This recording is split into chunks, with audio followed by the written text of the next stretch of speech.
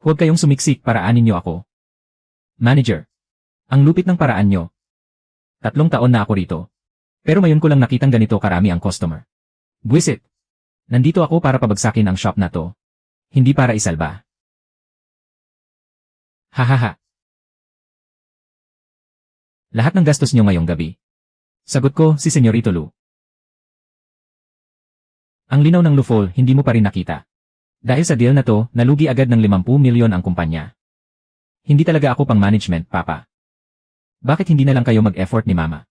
Na gumawa ng bagong baby. Ikaw na suwel na anak. Simula ngayon, block na lahat ng card mo. Lumayas ka at maging manager sa pinakabulok na branch ng kumpanya. Kapag kumita na ulit ang branch na yan, saka ka lang pwedeng bumalik dito. Akala ba ng matandang yon? Magiging alipin niya ako sa trabaho. Masyado siyang naive. Kapag napabagsak ko ang supermarket, may dahilan na ako para bumalik sa headquarters at magpakasarap ulit sa buhay. Ako ang manager dito ngayon. Sundin niyo ako. Kung hindi, pwede ka nang umalis ngayon din. Ngayon na. Palitan mo na agad. Ang hirap namang pumasok dito.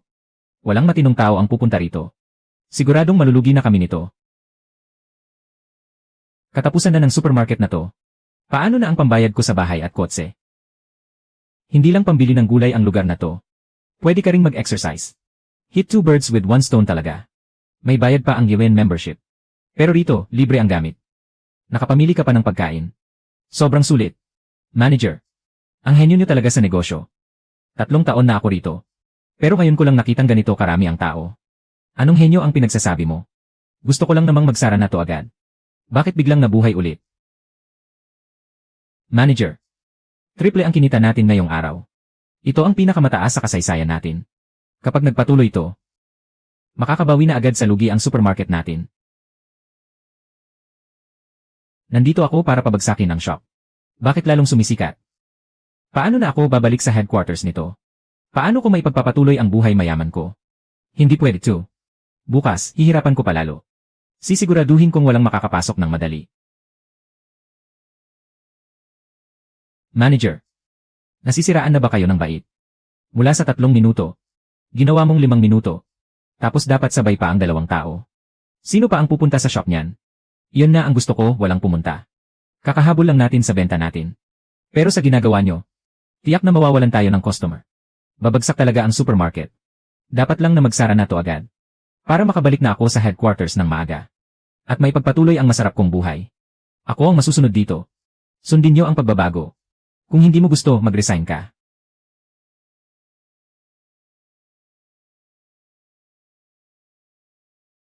Sa wakas, gumagana na ang plano ko. Sigurado na to. Countdown na para sa pagkalugi. Ay naku. Ngayon, pwede na palang mag-given ng may kasama habang namimili. Bagong pakulo ah. Sakto, wala akong ginagawa. Mag-partner tayong 2. Padyak lang ng 5 minuto. Makakapag-exercise pa tayo. Mas mabuti ito kaysa nakaupo lang sa bahay at nagka-cards. Pati mga amigas natin sa neighborhood, papupuntahin ko. Ito ang bagong fitness gimmick sa entrance ng Himin Supermarket. Libreng mag-exercise. Tapos makakabili ka pa ng mga gulay. Dali, mag-check-in na kayo. Halika. Mag-yay ang 2 team natin. Tingnan natin kung aling team ang may pinakamagandang chemistry. Ang mananalo, siya ang nasa center spot sa square dance mamayang gabi. Sige, hamon ba yan? Sino ang takot? Sa amin tiyak ang center spot. Manager Lu. Napakahusay niyo talaga. Mas marami pang tao ngayon kaysa kahapon. Teka, hindi. Baka mali lang ang pagkakadilat ng mga mata ko. Guni-guni ko lang siguro ang mga taong ito. Manager, nag-viral na talaga ang store natin. Sinasadya ko namang sirain at pabagsakin ang store na to. Pero bakit laging sumisikat at nagba-viral? May siyam na buhay ba ang bulok na supermarket na to? May kasama pang rebellious buff. Walang silbi ang paglimit ng customer ha.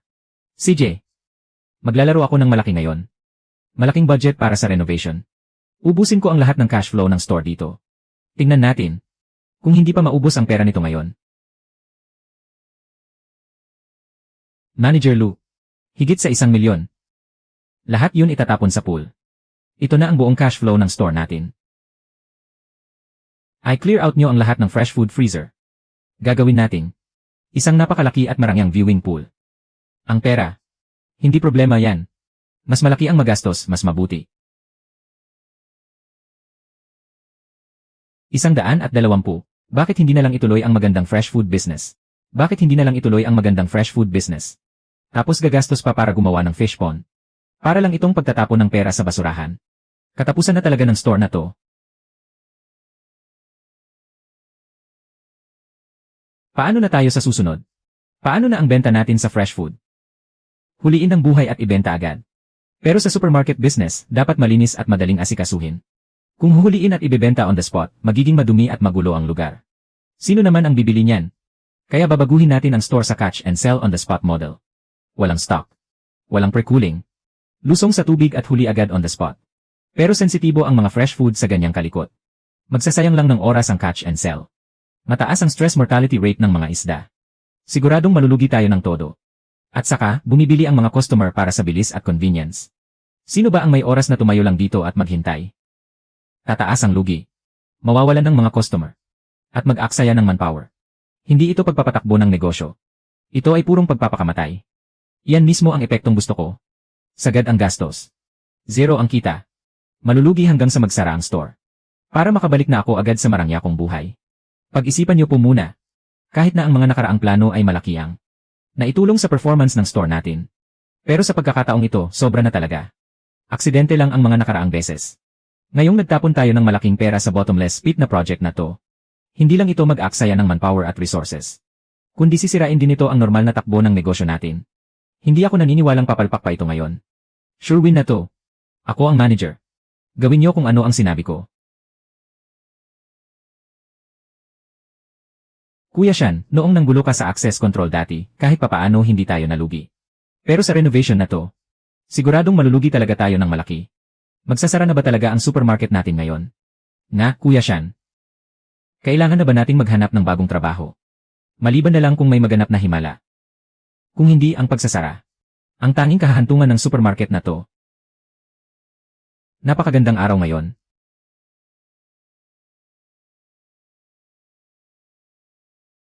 Sana ang bagyo ng pagkalugi ay humagupit pa ng mas matindi.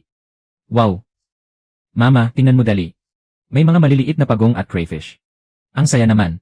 Grabe, ang tindi ng pakulo ng supermarket ngayon. Pwede ka nang mamili habang namamasyal kasama ang bata. Mas nakakatipid kaysa sa amusement park. Ang ganda ng vibe ng fish pond na to, may pa-landscape pa. Mukhang sariwa talaga ang mga organic na produkto rito. Kampante kang bilhin. Mama, gusto ko pong kainin ngayon yung niluto mong source of fish. Bagong huli, benta agad. Sariwa at buhay na isda. Malilinis na crayfish. Sariwa araw-araw, hindi natitira. Manager Lou. Ang galing nyo talaga. Para maisip ang paraang ito. Ang sales natin ngayong umaga ay halos katumbas na ng benta natin sa buong linggo noon. Halos maubos na ang laman ng pond natin ngayon. Nakausap ko na ang supplier. Magpapadala sila ng bagong stock mamayang hapon. Dapat talaga maanghang ang crayfish para masarap. Sour cabbage fish naman para sa hapunan mamaya. Mamaya pipili pa ako ng mga sahog. Manager, sumabog ang revenue data natin. Ang benta sa seafood area ay tumaas ng 10 beses. Kasamang tumaas ang mga sahog sa buong fresh food area. At sumabog din ang benta sa seasoning section. Grabe ang kita natin ngayon. Nalagpasan natin ang record ng tindahan. Impossible. Gumastos ako ng napakalaking pera. At binawasan ko pa ang mga paninda. Paano pa tayo kumita ng pera? Kamalasan ko ba talaga ang bulok na supermarket na to? Manager Lou. Congratulations sa inyo. Ang inyong Huimin Supermarket ay naging sikat na viral spot na humahatak ng maraming tao at nagbibigay ng magandang halimbawa. At nagpasigla rin sa komunidad. Napakagaling ng ginawa nyo. Kaya pumunta kami rito para bigyan kayo ng parangal. Sumablay na naman ako. Sa susunod, talagang ipapasara ko na ang tindahang ito. Tingnan lang natin. Hindi natin pwedeng tanggalin yan. Malaki ang nababawas ng self-checkout. Sa oras ng paghihintay ng mga customer sa counter. Kapag tinanggal natin yan, siguradong marami tayong mawawalang customer. Yan nga ang gusto ko, ang mawalan ng customer. Kapag walang pumupunta, mas mabilis magsasara ang tindahan. Huwag mo na akong pakialaman. Gawin mo na lang ang sinabi ko. Ako ang mananagot kapag nagkaproblema. Wala nang pasensya ang mga tao ngayon. Kahit malate lang ng 1 minuto ang delivery, magreklamo at magagalit na sila. Kapag pinapila natin sila ng mahaba para lang magbayad. Siguradong magte-trending sa galit ang tindahang ito kinabukasan. Sa oras na yon, wala nang pupunta rito. Mula ngayon, sa pagbabayad sa tindahan natin. Isang manual counter lang ang gagamitin natin. Mamimigay tayo ng queue number at tatawagin sila para magbayad. Kahit gaano pa kahaba ang pila sa likod. Isa-isa lang dapat ang pag-checkout. Bawal magbukas ng bagong cashier counter. Hala, yari na. Katapusan na natin. Galit pa naman ang mga customer kapag matagal ang pila. Sa lagay na to, sino pa ang pupunta sa store natin? Iyon na ang plano ko, ang walang pumunta. Paki-checkout na po, bilisan nyo naman. Higit kalahating oras na akong naghihintay dito. Kapag hindi pa ako naka-checkout, magrereklamo talaga ako. Nagsasayang lang ng oras. Hindi na ako babalik sa bulok na store na to. Sa ganitong lagay. Bakit pa kayo nag-operate ng store? Mabuti pang mag-close shop na lang kayo. Siguradong selyado na ang pagkalugi ko ngayon. Sa supermarket na to, hindi mo kailangang makipagsiksikan sa pila. Nakaupo ka lang habang naghihintay na tawagin ang number mo para mag-checkout. At pwede ka pang makipagchika. Sobrang relax dito. Sinabi mo pa. Sa ibang supermarket, siksikan ng mga tao kaya nakaka-stress. Dito lang talaga ang chill. Kahit araw-arawin ko pa ang pumunta rito, gustong-gusto ko. Nagpahinga ako rito ng 10 minuto. Nagkakasama-sama pa ang mga kapitbahay para magkwentuhan. Mas masaya pa kaysa sa bahay. One-stop shop na para sa bigas, harina, at mantika. Bawas stress at sobrang convenient. Dito na talaga ako bibili simula ngayon. Diyos ko po. Bakit ang dami pa ring tao rito? Baka namamalikmata lang ako. Manager Lou. Isa kayong henyo, Manager Lou. Nakabreak na naman tayo ng sales record ngayon. Sana maglaho na lang ako. Manager Lou. Ang mga daily essentials natin ngayong linggo ay biglang tumaas ng 30% ang sales. Puro malalaking order mula sa mga retirado at matatandang mag-isang namumuhay sa paligid. Ang mga lolo at lola na to, hayaan mo nang pumupunta sila rito araw-araw para magpalakas ng traffic. Pero bakit ang lakas pa rin ng purchasing power nila? Sa loob ng 3 taon, mahigit 10 beses nang nagpalit ng manager ang store natin. Pero walang naging kasing galing nyo. Pagdating nyo pa lang, nabuhay muli ang store. Ang bilis tumaas ng sales natin. Sana naman makita ng langit ang totoo kong intensyon. Gusto ko lang naman talagang malugi ang store na to. Kahit mahabang pila, hindi pa rin sila umaalis, ha? May iba pa akong paraan. Manager Lou, bakit nyo tinanggal ang mga libreng shopping cart? At may bayad pa ang paggamit sa mga robot na to. Sa store natin ngayon, karamihan sa mga customer ay ang mga matatandang kapitbahay sa paligid. Nasanay na silang maging matipid sa buong buhay nila. Sino ba naman ang gustong mag-aksaya ng pera sa ganyan? Huwag na kayong makialam. May dahilan ako kung bakit ko ginagawa to. Gusto ko nga na hindi sila pumayad. Karamihan sa mga matatanda, marami kong mamili. Kapag walang shopping cart, kailangan nilang bitbitin lahat. Dahil sa abala at dagdag na gastos. Siguradong hindi na sila babalik dito. Kahit mukhang walang katuturan ang ginagawa niya. Pero baka may bagong diskarte na naman si Manager Lou. Tiyak na may bago siyang plano. Bakit nawala ang mga shopping cart dito? Paano namin mabibitbit ang bigas at mantika kung napakabigat ng mga ito? Wala nang shopping cart. Tapos kailangan pang magbayad para sa robot na magbubuhat. Kahit 5 piso lang yan. Pero hindi naman tama na magbayad pa kami ng extra para lang mamili. Lugi naman kami roon. Gaya ng inaasahan, walang gustong mag-aksaya ng pera para roon. Mukhang nagkamali ng diskarte si Manager Lou ngayon. Ibalik na kaya natin ang mga shopping cart. Baka maubos ang mga customer natin. Hehe. Sa wakas, wala nang bibili rito. Countdown para sa pagsasara ng store. Simulan na. Alis na kayo, sige na. Umalis na lahat ng mga customer. Magsasara na talaga ang store na to. May robot assistant service pa rito. So hindi mo na kailangang magtulak ng shopping cart kapag namimili. Pakibook na ako ng isa. Ang service na to para sa aming mga may special needs. Sobrang convenient talaga. Walang ibang supermarket na may ganitong ka-customer friendly na service. Dito na talaga ako magsa-shop simula ngayon. Nga. Mahirap na para sa atin ang maglakad-lakad. Gagastos lang ng ilang piso.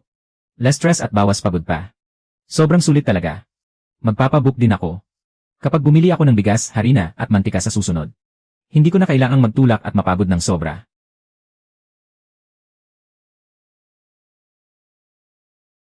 Manager Lou, dagsa na naman ang mga order natin ngayon. Ang daming mga lolo at lola na nakatira mag-isa. At mga kapitbahay na nahihirapang kumilos. Lahat sila ay pumupunta talaga sa shop natin. Hindi lang mga kapitbahay, kundi pati mga boss ng catering business. Nagustuhan nila ang exclusive delivery service natin. Kaya pumunta rin sila rito para mag-order. Pinupuri ng lahat ang customer service ng store natin. Talagang iniisip daw natin ang kapakanan ng mga customer. Bakit? Gusto ko lang naman sanang i-turn off ang mga customer. Bakit naging exclusive customer service pa to? Kailan ba matatapos ang reverse course na to? Gusto ko lang namang mapalugi ang supermarket na to para makabalik sa headquarters. Walang problema. May paraan pa ako. Tingnan natin kung hindi ko mapigilan ang pagtaas ng sales na to. Ha? Manager Lou. Ano na namang promo rules ito? Napakasimple lang. Itatago natin ang mga discount card na may iba't ibang halaga. Nang random sa iba't ibang sulok ng supermarket. Kung anong discount ang mahanap ng customer. Iyon ang gagamiting presyo sa checkout. Kapag walang nahanap, magbabayad sila sa original price. Maghahanap ang mga customer ng mga card kung saan-saan. Guguluhin nila ang mga shelf. At sisirain ang display ng mga paninda. Na makakaapekto sa normal nating business. At dahil magkakaiba ang discount na mahahanap ng bawat isa, may makakakuha ng maliit na discount. Siguradong magdudulot ito ng inggitan sa mga customer. Baka magka-issue niyan. Na, Manager Lou. Masyadong maraming loophole ang promo na to. Madaling masisira ang reputasyon ng store natin. Huwag ka ng maraming daldal. Tumahimik ka na lang. Bukas.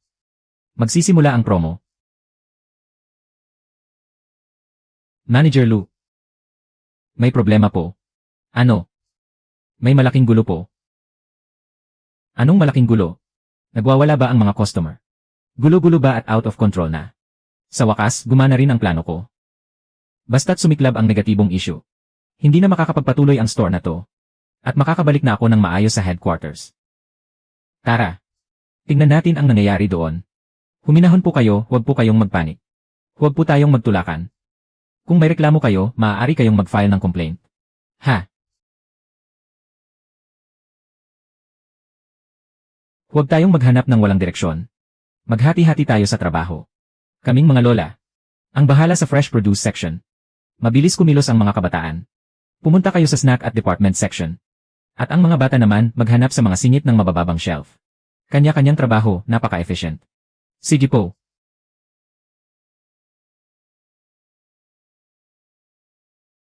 Nakahanap ako ng 20% off card. Nandito. Aba, pwede pala ang ganito. Nakahanap ako ng 50% off card. May gustong makipag-share sa akin. Hahaha. Haitian on the spot. Aba, pwede pala to. Tita, yung nahanap mong 40% off card. Hati tayo sa rice, flour, at oil combo ng supermarket. May discount na, may discount pa. Pinakasulit talaga. Mas nakatipid ng higit sa kalahati kaysa kapag bumili ng paisa-isa. Ang bibilis talaga ng utak ninyong mga kabataan ngayon. Sanay kami sa taon-taong 11.11 sale. Sanay kami sa pag-compute ng discount coupons. Manager Lou.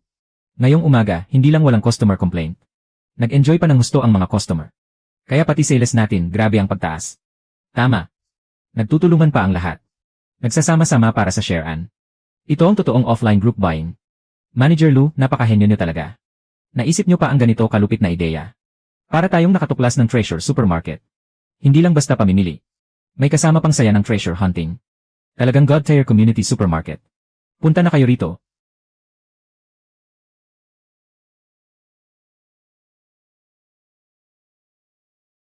Chairman Lou. Inakyat ni Senyorito Lou ang Himin Supermarket. Sa local trending list. Totoo nga po. Napakalakas ng momentum nila. Gimik lang yan ng pasaway na batang yan. Wala namang dapat ikagulat doon. Hindi lang basta trending. Diretsong 5 beses ang itinaas ng sales nila. At pinuri pa sila ng barangay office. Sa tingin ko, seryoso na talaga si Senyorito Lou sa pagkakataong ito. At nagsisikap ng matuto kung paano magpatakbo ng negosyo. Malaki nga po ang ipinagbago ni Senyorito Lucenzo. Ang buhayin ang pinakamasamang branch sa maikling panahon. Ay talagang pambihira. Oh. Ganyan din ba ang tingin nyo? Matalas ang utak ni Senyorito Lucenzo. At matapang siyang sumubok ng mga bagong bagay. Sakto pang sumabay siya sa uso ng mga influencer vloggers. Kaya nasa kanya ang lahat ng bentahe. Sa maikling panahon, nabuhay niya ang pinakakulelat na branch. At nakuha pareho ang magandang reputasyon at malaking kita. Talagang anak na siya ng isang Lu Zhenghong. Bakit hindi natin samantalahin ang pagkakataong ito para ibalik si Senyorito Lou sa headquarters? Mas malaki ang magiging oportunidad niya doon para umunlad. Dahil sa napakagandang performance na ipinakita ni Senyorito Lou. Sigurado akong ang mga miyembro ng Board of Directors ay hindi na mangungulit tungkol sa Singilin ang 50 milyong nalugi kay Senyorito Lu noon. O panagutin siya sa kanyang kapabayaan. Bata pa naman si Senyorito Lu noon. At kulang pa sa karanasan. Kaya madali siyang na-set up at na-frame up ng iba. At saka, sa pagkakataong ito, pinamunuan ni Senyorito Lu ang branch para makakuha ng napakagandang resulta. Ang Board of Directors ay hindi pwedeng laging nakatutok sa mga nakaraang pagkakamali niya. Ang inaalala ko lang baka isipin ng board na sinwerte lang si Senyorito Lu sa pagkakataong ito. Isang buwan pa lang naman kasi ang nakakalipas. Huwag muna nating madaliin ang pagpapabalik sa kanya. Sa pagpapatakbo ng negosyo, kailangan ng pangmatagalang karanasan at matatag na pundasyon. Hindi pwedeng iba silang sa isa o dalawang beses na tabumpay. Obserbahan muna natin siya. Opo. Napakalawak talaga ng pag-isip nyo, Chairman Lu. Nahirapan pa naman akong I-set up si Luchenzo para malugi ng 50 milyon ang tangang yon. Sipain siya palabas ng core management ng headquarters. Ngayon, kailangan na lang suhulan ang mga matatandang yan sa Board of Directors. Akin na ang posisyon ng susunod na president ng grupo. Hindi natin siya pwedeng bigyan ng pagkakataon na makabalik. Chairman Lu. Sige po, lalabas na muna ako. Ang execution plan ng grupo para sa susunod na quarter. Itutuloy ko po ayon sa plano. Wang Bing. Ihanda mo ang kotse. Sir Lu. Saan po kayo pupunta? Gusto kong makita ng sarili kong mga mata kung ang pasaway na batang yan ay sinwerte lang ba talaga? O talagang nagbago na siya ng tuluyan?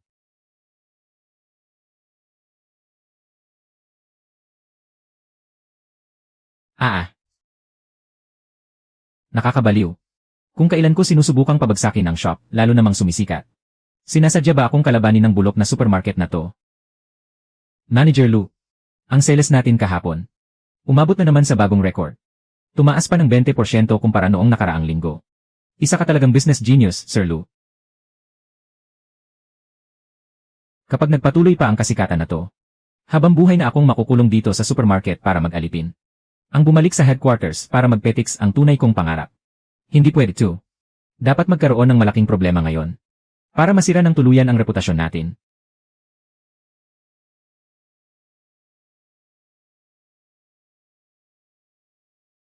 Tatlo, kapag ang error sa pagtantya ay mababa sa 10%, half price ang buong tindahan, Manager Lu. Ang lakas-lakas ng benta natin ngayon. Bakit nagpalit na naman kayo ng bagong rules? Dami mong daldal. Gawin mo na lang ang sinabi ko. Paano naman matatantya ng mga ordinaryong tao ang eksaktong timbang ng mga gulay? Siguradong lagpas sa limit ang error niyan. Mapapagastos lang ng malaki ang mga customer at malulugi sila. Tiyak na magwawala sila agad. Sa wakas, sigurado na ang pagbalik ko sa headquarters. Ano ba namang klaseng sistema to? Ang layo ng hula kong timbang sa totoong bigat. Hindi tuloy magamit ang mga discount coupon. Tapos nagbayad pa ako ng dagdag na mahigit 20 pesos. Ako rin. Walang discount. Napamahal pa ako lalo. Budol ang promo na to para mang-scam ng pera. Sobrang lala. Sinasadya nilang gumawa ng ganitong promo para mang-uto ng customer. Hindi na ako babalik sa shop na to. Pasensya na po kayo mga suki. Sana po ay pagpasensyahan nyo na kami. Hihingi po kami ng paumanhin. Tungkol po sa promo na to. Pagkukulang po talaga namin ito. Sige, magwala pa kayo. Mas magulo, mas masaya. Habang mas magulo ang sitwasyon, lalong bibilis ang pag-alis ko rito.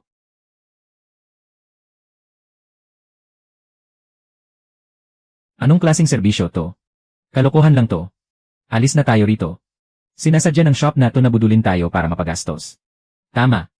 Puro panluloko lang sa mga customer. Ipo-post ko to sa social media para ma-expose ang manlolokong shop na to.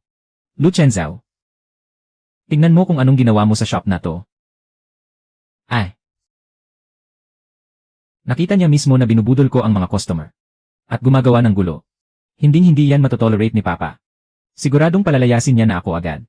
Sa wakas, makakaalis na rin ako sa bulok na supermarket na to. Luchenzo. Talagang wala ka ng pag-asa. Yes, sa wakas, mapapagalitan din. Pagkatapos akong pagalitan, pwede na akong umalis, di ba? Kahit isang segundo, ayaw ko nang manatili sa bulok na supermarket na to. May 50% discount ako, 3% lang ang error. Wow, ang galing naman. Noong kabataan ko kasi, ako ang pinakamagaling na tindera sa kooperatiba. Ang husay ng kamay ko sa pagtantya ng timbang, walang kupas. Ilang dekada ko rin hindi nalimutan. Sa wakas, magagamit ko rin ito ngayon. Kuya, pakitantya naman ng sa akin mamaya ha.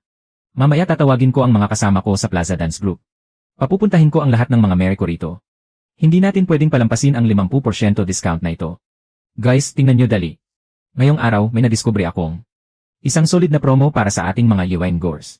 May bagong pakulo ang Himin Supermarket tungkol sa pagtimbang. Isang laro kung saan huhulaan mo ang timbang ng bibilhin mo bago mag-checkout. Basta mas mababa sa 10% ang error sa timbang. Half price ang lahat ng bibilhin mo. Half price ang buong tindahan. Tayong mga Liwine Gores na sanay magbuhat ng bakal araw-araw. At kailangang bantayan ng maigi ang diet natin. Kaya naman kabisado natin ang timbang ng mga bagay. Sisiw lang sa atin ang pagtansya ng timbang. Kaya mga nagpapapayat at nagpapakondisyon, sugod na rito. Para makakuha ng half price discount. 1,815 para makakuha ng half price discount. Yes! Ha? Manager Lou, nakuha ko na ang plano nyo. Napakatalino ng diskarte nyo.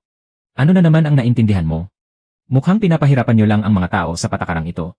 Pero ang totoo, tinatarget nyo ang pangangailangan ng isang partikular na grupo ng mga customer. At ginagamit nyo rin ang masayang laro para makaakit ng mga customer. Isa itong napakahusay na diskarte sa negosyo. Napakahusay na diskarte raw. Gusto ko lang naman talagang pabayaan at pabagsakin ang supermarket na ito. Kayo talagang mga kabataan. Marunong mag-innovate sa negosyo. May malasakit sa mga mamimili. Napakahusay talaga. Ipagpatuloy mo lang yan. Papa, tingnan niyo po ng mabuti. Gusto ko lang talagang umalis sa bulok na supermarket na ito at makauwi na. Pumalpak na naman ang dakilang plano kong makabalik sa lungsod.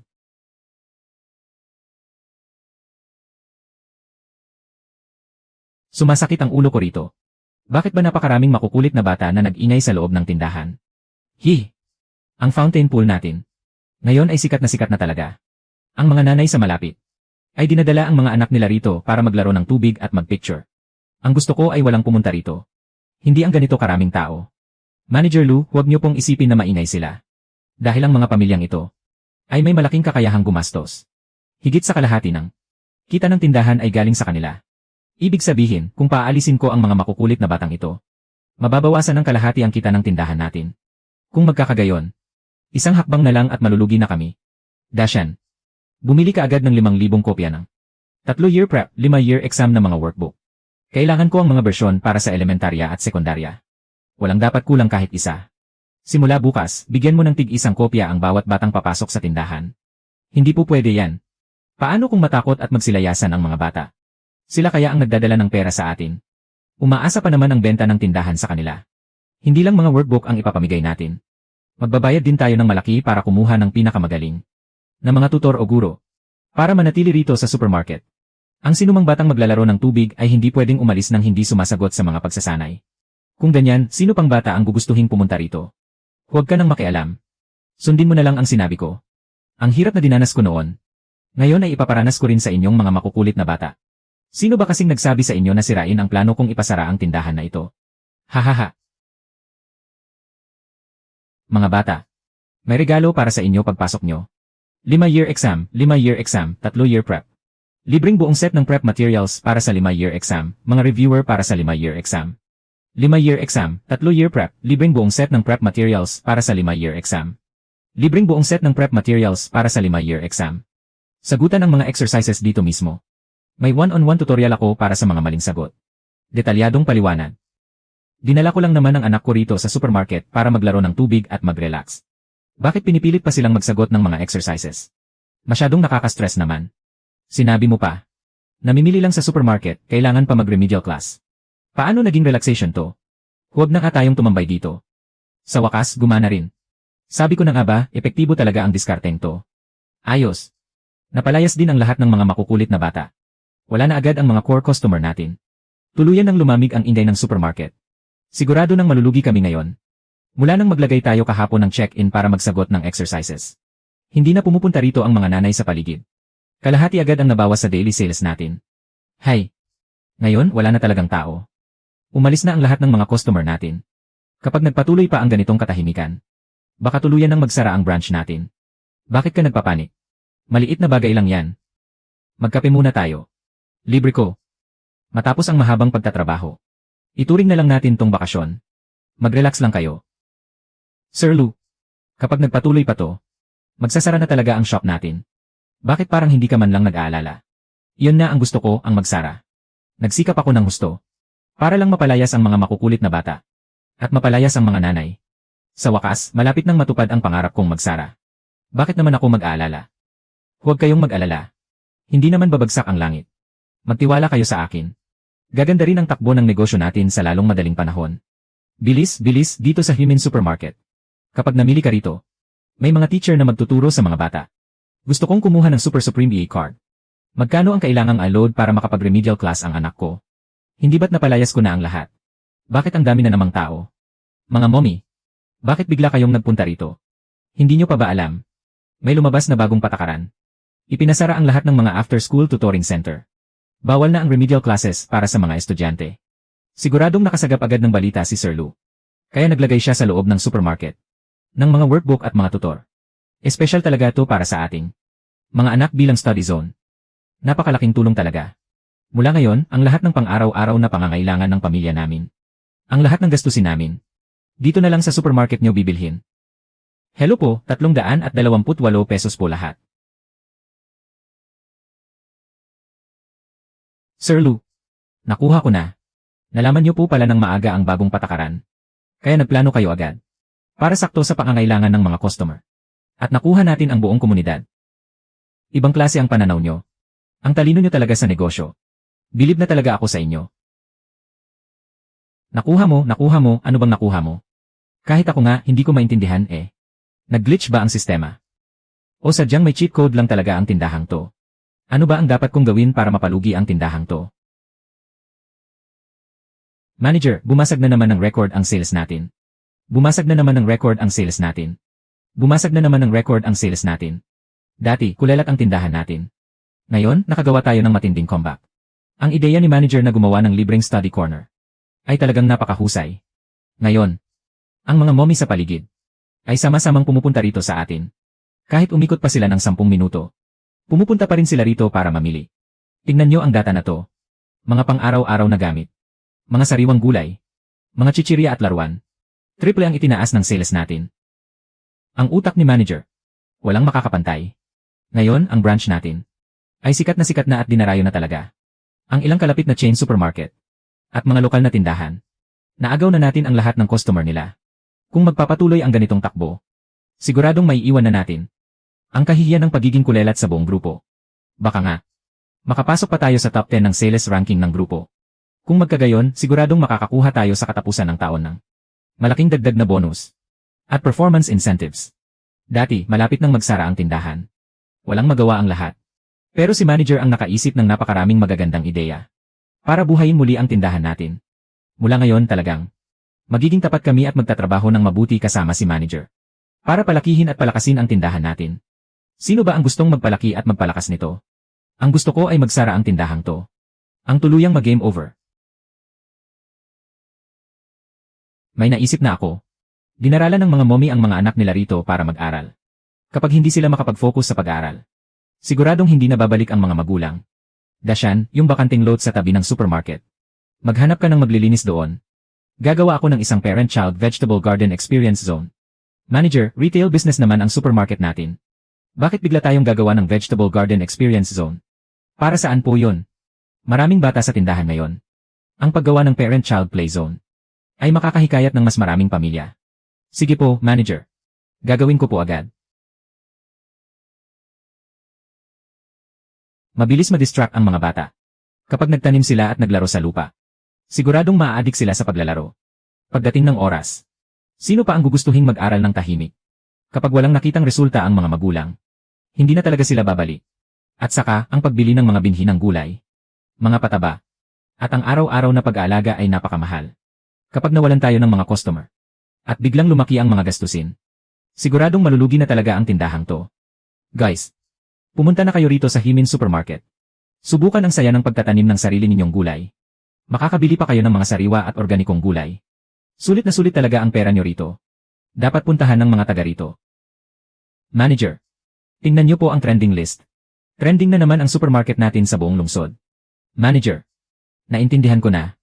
Eksaktong-eksakto ang pag-target nyo sa pangangailangan ng mga pamilya sa komunidad natin, Manager Lou. Gumawa kayo ng isang scene-based experiential shopping experience. Kaya nakakuha tayo ng malakas na traffic at customer retention. Hanggang sa mabuo ang isang closed-loop profit model para sa sales conversion. Ito ay talagang pang high-end business mind na diskarte. Ang galing niyo talaga, Manager Lou. Sana hindi mo na lang naintindihan. Wala akong naintindihan kahit isang salita sa mga sinabi mo. Ang gusto ko lang naman talaga ay pabagsakin ang supermarket na to para makauwi na ako at mag-chill. Laro lang ng laro ang mga bata at hindi nag-aaral. Bakit may mga magulang pa rin gustong pumunta rito? Kapag napagod ang mga bata sa pag-aaral sa study corner, pumupunta sila rito sa vegetable garden para mag-relax. Balanse ang pag-aaral at paglalaro. Mas mabuti na ito kaysa maghapon silang nakatutok sa cellphone sa bahay. Sinabi mo pa, dati kahit isang pirasong gulay ayaw kainin ng anak ko. Pero simula nung siya na mismo ang nagtanim at nagdilig ng mga gulay, ngayon lahat na kinakain niya. Hindi na siya pihikan sa pagkain. Hahaha. Lahat ng gulay dito ay organic at walang pesticides. Bagong pitas kaya sariwang-sariwa kapag ibinebenta. Malinis at fresh talaga. Kaya kampanteng-kampante kaming kainin ito. Manager Lou, na-double check ko na po. Ang Parent-Child Vegetable Garden Project natin. Hindi lang nito binuhay ang bakanting espasyo natin. Ginawa pa nitong organic fresh vegetables ang tanging specialty category ng ating branch. Kaya tumaas ang average spending ng mga customer. Napo. Sa loob lang ng ilang araw na ito, bawi na agad ang nagastos natin sa pag-renovate ng lugar. At sa pagbili ng mga binhi. Kung magpapatuloy ito, siguradong akyat na naman sa susunod na level ang kabuang kita ng branch natin. Basta si Manager Lou talaga ang kumilos. Araw-araw may benta. Gusto ko lang naman malugi. Gusto ko lang namang umuwi at mag-chill. Bakit ba napakahirap gawin nun? Ang galing mo talaga, Limin Supermarket. Gumagamit ka pa ng mga maruruming taktika para agawin ang karamihan sa mga suki ko. Humanda ka. Titiyakin kong makakatikim ka sa akin. Boss Lee, pinatawag niyo raw po ako. May malaki ba kayong order para sa akin? Sabihin niyo lang po. Sisiguraduhin kong ibibigay ko sa inyo ang pinakamababang presyo sa buong lungsod. At ang pinakamagandang kalidad ng mga paninda. Mayroon na akong negosyo para sa iyo na siguradong kikita ka. Nabalitaan kong tambak sa bodega mo. Ang tontoneladang malapit ng ma-expire na bigas, mantika, at mga snacks, tama ba? Boss Lee, na-dispose ko na po ang batch na yan. Ibinenta ko na bilang pagkain ng hayop. Hinding-hindi ko hahayaang ang mga malapit ng ma-expire na produkto ay mapunta sa merkado at makapanloko ng mga customer. Makakasiguro po kayo riyan. Huwag mo nang ibenta sa feed factory. Gusto kong dalhin mo ang mga malapit ng ma-expire na produkto sa Himin Supermarket at ibenta bilang mga bagong produkto. Gusto kong sirain ng tuluyan ang reputasyon nila. Matagal na kaming nagtutulungan ni Dashan mula sa Himin Supermarket. Masyadong masama ang gagawin kong ito sa kanya. Basta't magawa mo ito ng malinis at walang sablay. Mula ngayon, lahat ng supply sa Lefu Supermarket. Para sa bigas, mantika, at mga snacks. Ay sayo ko na kukunin. Pero matalik kaming magkaibigan ni Dashan sa loob ng maraming taon. Tapos bigla ko siyang tatraydurin. Usigin ako ng konsensya ko. Magkano ba ang halaga ng pagkakaibigan nyo? Pwede mo namang tanggihan. Pero pag-isipan mong mabuti. Alam mo kung gaano kalaki ang impluensya ko sa lokal na merkado. Sa isang salita ko lang. Wala nang mga ngahas na makipagnegosyo sa iyo sa buong industriyang ito. CJ. Boss Lee. Tingnan nyo to. Malapit nang ma-expire itong pack ng snacks. Wala pang 20 araw ang natitira. Itong batch ng bigas, harina, at mantika, puro malapit nang ma-expire. Halos lahat clearance stock na ma-expire sa katapusan ng buwan. Paano nangyari to? Higit 10 taon ko ng kapartner si Old Zhang. Hindi siya kailanman nagkamali ng ganito. Siguradong nagkamali ng padala ang bodega. Old Zhang. Check mo nga agad to. Ang batch ng mga paninda na pinadala mo ngayon, puro malapit ng ma-expire na clearance stock. Siguradong nagkamali ang bodega nyo. Ay verify mo to agad. Palitan mo agad ng mga bagong stock ngayon din. Pumirma ka na sa delivery confirmation sheet. Nakasulat yan, black and white. No returns, no exchanges. Old Zhang. Ilang taon din tayong magkaibigan. Tapos lolokohin mo lang ako gamit ang mga malapit ng ma-expire na stock. Anong lolokohin? I-deliver ko ang mga paninda sa tamang oras at tamang dami. Ikaw mismo ang pumirma para confirm ang delivery. Tapos ngayon, maghahanap ka ng butas. Iyan lang ang mga paninda. Take it or leave it. Kasalanan ko to. Masyado akong nagtiwala sa kakilala ko. Pumirma ako sa receipt ng hindi muna nag-inspeksyon. Dahil doon, nalugi ng malaki ang supermarket ng walang dahilan. Akuin ko ang buong responsibilidad dito. Magpapasa na ako ng resignation letter ngayon din. Para magbigay ng paliwanag sa inyo at sa supermarket. Teka lang. Sino ang magre-resign? Kasalanan ko ang lahat. Napakalaki kong tanga. Naniwala agad ako sa iba. Huwag mo mang isisi sa sarili mo. Ang lahat ng kasalanan. Malinaw na may nananadya. Na mag-set up ng patibong at gumawa ng maruming laro. Sinasadya nilang ay frame up tayo. Hindi mo talaga kasalanan to. Pero ako ang pumirma para sa mga paninda. Ngayong tambak na tayo sa mga malapit ng ma-expire na snacks. At mga bigas at mantika, paano na to? Napakalaking lugi nito para sa atin. Ano kaya kung i-discount na lang natin? Gawin nating 70% off ang lahat ng malapit ng ma-expire na produkto. Mag-post tayo ng mga poster magdamag. I-share sa mga group chat. At magsila tayo sa mababang presyo para makaakit ng mga customer. Kahit paano may mabawi man lang tayo. Pero kung gagawin natin yan, ang benta na pinaghirapan nating palagin, ay mawawalan lang ng saysay. Hiyang-hiya talaga ako sa inyo. Kuya Shan. Basta't magtulungan lang tayo. Sa ilalim ng pamumuno ni Manager Lou, siguradong mababawi natin ang benta ng mabilis. Gawin na natin to. Ihahanda ko na ang mga clearance poster ngayon din. Tamang-tama ang dating ng mga malapit ng ma-expire na panindang to. Dati, para lang mapalugi ang supermarket. Napakarami ko ng sinubukang paraan. Pero palaging sumasablay. Sa pagkakataong ito, gagamitin ko ang batch na to. Para gumawa ng malaking gulo. At makabalik na sa masarap kong buhay. Itong batch ng mga paninda. Hindi natin ibababa ang presyo. Hindi lang sa hindi natin ibababa. Itataas pa natin ang presyo nito. Mga malapit ng ma-expire na produkto. Itataas pa ang presyo. Siguradong mumurahin tayo ng mga customer niyan. Na, Manager Lou. Kapag nalaman ng mga customer na nagbayad sila ng malaki para sa mga malapit ng ma-expire na produkto, baka wasakin nila ang tindahan natin. Hindi mo kailangang pagtakpan ang pagkakamali ko. Para gumawa ng ganitong plano, hindi ko pwedeng pabayaan na madamay ang lahat. Kailan ko ba sinabi na? Ilabas nyo ang mga malapit ng ma-expire na produkto. Nang direkta. At ibenta ng mas mahal. Paano po natin ibebenta yan? Mystery Box. Mahilig sa bago at kakaiba ang mga tao ngayon. Pwede nating ipack itong mga malapit ng ma-expire na snacks. Pati mga bigas at mantika. At gawing creative mystery boxes. Bawat mystery box may random na kombinasyon ng iba't ibang produkto. Gawin nating maganda at medyo fancy ang packaging. Para may element of surprise at excitement. Mukhang magandang gimmick na yan ah. Siguradong papatok yan. Dati nga, nabuhay muli ang shop natin dahil sa mga kakaiba at henyong ideya ni Manager Lou. Masyado kayong naging inosente. Ang ideyang to, makakapanloko lang sa simula. Kapag nawala na ang excitement ng mga tao. Sino pa ang bibili ng isang kahon ng basura? Kapag hindi na nabenta ang mga natira. At nalugi na tayo. Saka ako amin at ako sa responsibilidad. Para sa wakas, makaalis na ako rito ng walang kahirap-hirap. Song Dashan. Balita ko, kumuha kayo ng tambak na malapit ng ma-expire na pagkain na. Baka naman mabulok lang yan sa inyo. Limo. Ikaw pala ang nangganso sa amin. Kasalanan nyo yan dahil sa maruruming diskarte nyo. Para agawin ang mga customer ko. Ang kapal ng mukha mo. Walang silbi ang daldal mo. Sa tambak na basurang malapit ng ma-expire. Tingnan ko lang kung paano nyo yan itatapon. Huwag kang masyadong mayabang. Sa halagang 5.siyam-siyam, may paraan si Manager Lou para gawing ginto ang basura. 5.siyam-siyam. Ikaw pala ang may gawa sa likod ng mga panindang to. Kahit na hindi niya sinasadyang makatulong. Nabigyan niya pa rin ako ng magandang dahilan para makaalis. Pero napakasama talaga ng ugali ng taong to. Sarap niyang sapukin. O ngayon, ano naman? Sa negosyo, kanya-kanyang diskarte lang yan. Kung talo kayo sa diskarte, huwag kayong umiyak. Anong Vend Mystery Box? Kahit gaano pa kaganda ang pakagin yan. Basura pa rin ang laman yan. Ito ang exclusive limited mystery box ng supermarket namin. 3.siyam, limitado lang ang stocks nito. 3.siyam, dito lang sa shop na to mabibili. Dito lang sa shop na to mabibili. May 3 tema ang ating mystery box. Ang foodie snack box. Ang household grocery box. At ang sikat na Lucky Koi box. Bawat box ay may random na sorpresa. At may kasama pang exclusive good luck quote. Pabili nga ng isa, masubukan niya ang swerte ko. Ako rin pabili ng isa. Akala nyo ba talaga mauuto niyo sila? Kapag nalaman ng mga customer na nagbayad sila. Para lang sa mga basurang malapit ng ma-expire. Tingnan ko lang kung paano nyo ayusin ang gulo mamaya. Anong limited mystery box? Puro malapit ng ma-expire na gamit naman to. Kinuwenta ko. Ang kabuang halaga ng mga nasa loob. Mas mahal pa ng 2 piso kaysa sa regular na presyo. Pang-scam na to ah. Ibalik nyo ang pera ko ngayon din. Patay na. Nagpa-par fund na ang lahat ng customer. Hindi lang tayo malulugi ngayon. Sira pa ang reputasyon natin. Ang benta na pinaghirapan nating palagin. Dahil sa akin, nadamay pa kayong lahat. Sabi ko naman sa inyo, nag-aaksaya lang kayo ng oras. Ngayon, talagang flop na to, di ba? Sinong nagsabing scam to?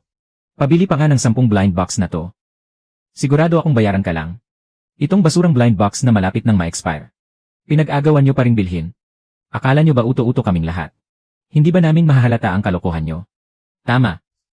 Pinag-agawan pa ring bilhin ang mga malapit ng ma-expire na blind box. Baka nga bayaran lang sila ng supermarket. Para lokohin tayo. Kailangan ko pa bang mangloko? Tingnan nyo kaya mismo. Itong card na to ay City Limited Edition. Hindi lalampas sa 10 piraso kada lungsod. Ngayon, umaabot na sa libo-libo ang presyo nito sa mga second-hand platform.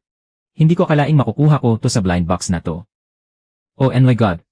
Iyon talaga ang rare limited edition card. Talaga. Natanggap ako sa trabaho. Ang galing talaga ng lucky blind box ng supermarket na to. Ang Fortune 500 company na in-interviewhan ko noong nakaraang linggo. Kakapadala lang ng job offer sa akin. Manager. Pabili pa nga ng 10 lucky blind box na to. 20 piraso. Hala. Nagdadala talaga ng swerte ang blind box na to. Dito na asa ang performance review ko sa susunod na buwan. Gusto ko rin ng tig-isa sa lahat ng design. Kamalasan ang inabot ko nitong mga nakaraang araw. Kailangan ko ring makahingi ng kaunting swerte. Ako muna. Malapit nang mag-aral ang apo ko. Dapat makabili ako ng isa para sa kanya. Gets ko na. Ang lupet ng diskarte ni Manager Lou. Eksaktong nakuha niya ang kuryosidad ng mga mamimili. Tama. Ginamit niya ang mga rare limited card bilang Easter egg. At dinagdagan pa ng luck buff. Para maingganyo ang mga customer na bumili agad. Ano na naman ang naintindihan mo? Pang-uuto lang naman ang kuryosidad na yan. Anong pang-inganyong bumili? Gusto ko lang namang ma-stock ang mga paninda natin, okay? Manager Lou. Sabihin mo nga ang totoo. Ang customer kanina. Binayaran mo ba siya ng maaga? Masyadong sakto ang plot twist na to. Sinasabi ko sa'yo, may sariling malas na buff ang tindahang ito. Naniwala ka ba na random niya lang siya na biglang lumitaw? Paano nangyari iyon? Nagawa pa nilang makabawi roon. Humanda kayo. Hindi ko palalampasin ang bagay na to. Masyadong epektibo ang blind box ng supermarket na to. Pumasa agad ang anak ko sa interview niya. Swerte talaga. Nahuli lang ako ng ilang minuto. Wala man lang akong naabutan. Mga boss, may bago ba kayong promo? Kaming mga suki nyo ay naghihintay pa ng mga discount. Manager. Ang lupet ng blind box marketing mo, pang malakasan talaga. Naakit pabalik ang lahat ng mga customer sa paligid. Siguradong aabot na naman sa peak ang sales natin ngayong buwan. Sobrang lala naman. Gusto ko lang namang gamitin ang batch na to. Ng mga malapit nang ma-expire na produkto para malugi ang tindahan. Para may dahilan akong umalis. At mamuhay ng petiks at masaya. Bakit umabot na naman sa peak ang sales natin? Hindi pwede to. Hindi ko pwedeng isuko ang plano kong mapalugi ang tindahan. Simula sa susunod na linggo, magbubukas tayo ng 24 oras araw-araw. 24 oras na bukas. Kung ganoon, tataas ng malaki ang operating cost natin. Isa pa, problema ang manpower. Hindi talaga kaya kapag night shift. At saka overnight pa ang operation. Sa cashier. Sa pag-restock. Madaling magka-aberya. Hindi problema yan. Simula bukas. Mag-hire tayo ng mga bagong staff. Para mapunan ang kulang.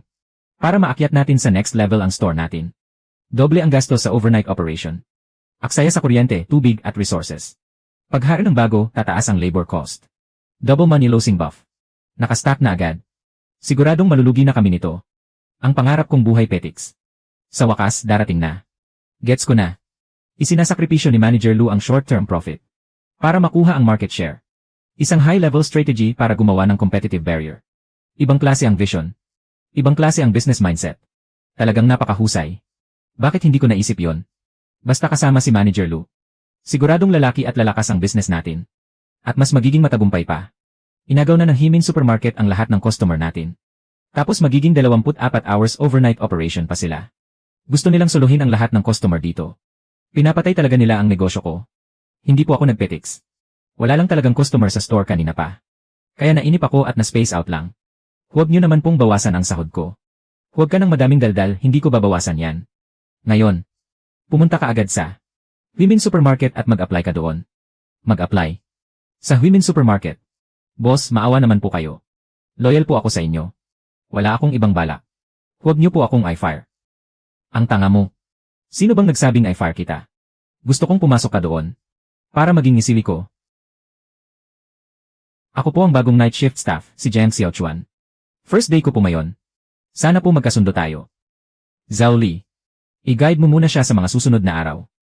Sumunod ka sa akin. Hindi naman masyadong madaming trabaho sa night shift. Mahirap lang talaga magpuyat. Magtulungan na lang tayo.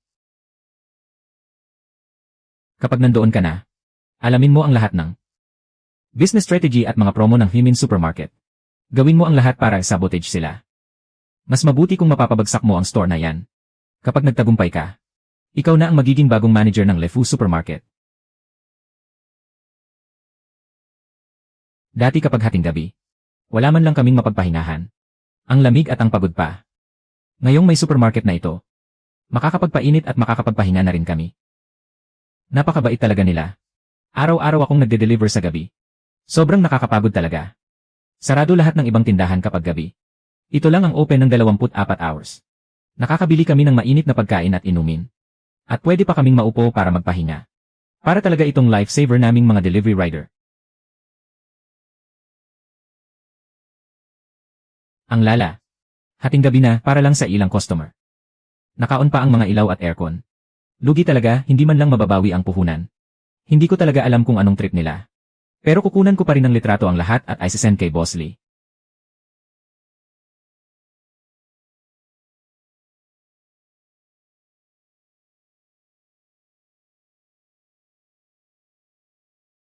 Manager Lou. Nakuha na po ang sales report para sa overnight shift. Kahit na-attract natin ang mga nagtatrabaho sa gabi sa malapit. Pero mababa ang average spending nila. Hindi kayang tapatan ang operating cost natin. Kaya sa ngayon talagang lugi tayo. Seryoso ka ba? Mas malaki ang gastos kaysa sa kita. Talagang lugi. Opo. Gusto niyo po bang patayin muna natin ang ilang ilaw at aircon sa ilang area? Para mabawasan ang kuryente sa gabi. Ano pong tingin niyo, sir? Salamat sa langit. Sa wakas, nalulugi na rin. Ang overnight operation at pag-hire ng dagdag na staff. Ang double money losing buff ay gumana na. Huwag nating ititigil. Kailangang ituloy ang overnight operation. Nakuha ko na po. Gusto ni Manager Lou na magtiis sa short-term loss para makabuo ng magandang reputasyon. Para masecure ang mga customer. At gamitin ang long-term traffic para kumita sa hinaharap. Grabe ang vision nyo, bilib na talaga ako. Ano na namang naintindihan mo? Anong vision na pinagsasabi mo? Gusto ko lang talagang mapabagsak ang supermarket na to. Para makabalik na ako sa petiks at marangyang buhay ko. At ngayon, ang lahat ng ito ay sa wakas magtatagumpay na. Lumalabas na ba ang pinakabagong revenue report? Ano ang resulta? 2,024 per 1,535. Impossible. Hindi ba't laging lugi ang overnight operation natin? Dahil po lahat yan sa inyo. Sa inyong strategic traffic layout, na eksaktong tumarget sa mga night shift workers. At nakakuha ng magandang reputasyon dahil sa ating late night service. Na-secure natin ang tamang target market. Pero ang mga gastusin na to, hindi ba sapat para mabayaran ang mga operating cost natin? Tanda po nila ang kabutihan natin. Kaya sa araw, sinasadya nilang dumaan dito para mamili. Pwede palang mangyari ang ganoon.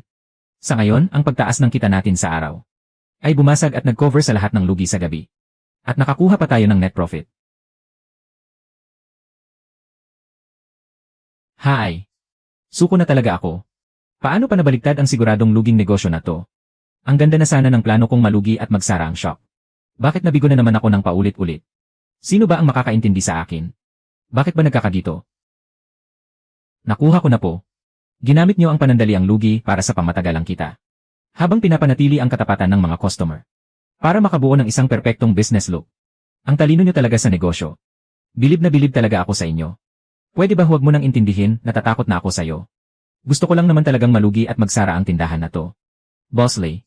Ilang araw ko na silang binabantayan. Ang overnight operation ng Huimin Supermarket ay siguradong luging negosyo. Hindi sila tatagal ng matagal. Hahaha. Sabi ko na nga ba, nagpapakahirap lang sila sa wala. Abangan na lang natin silang malugi at magsara.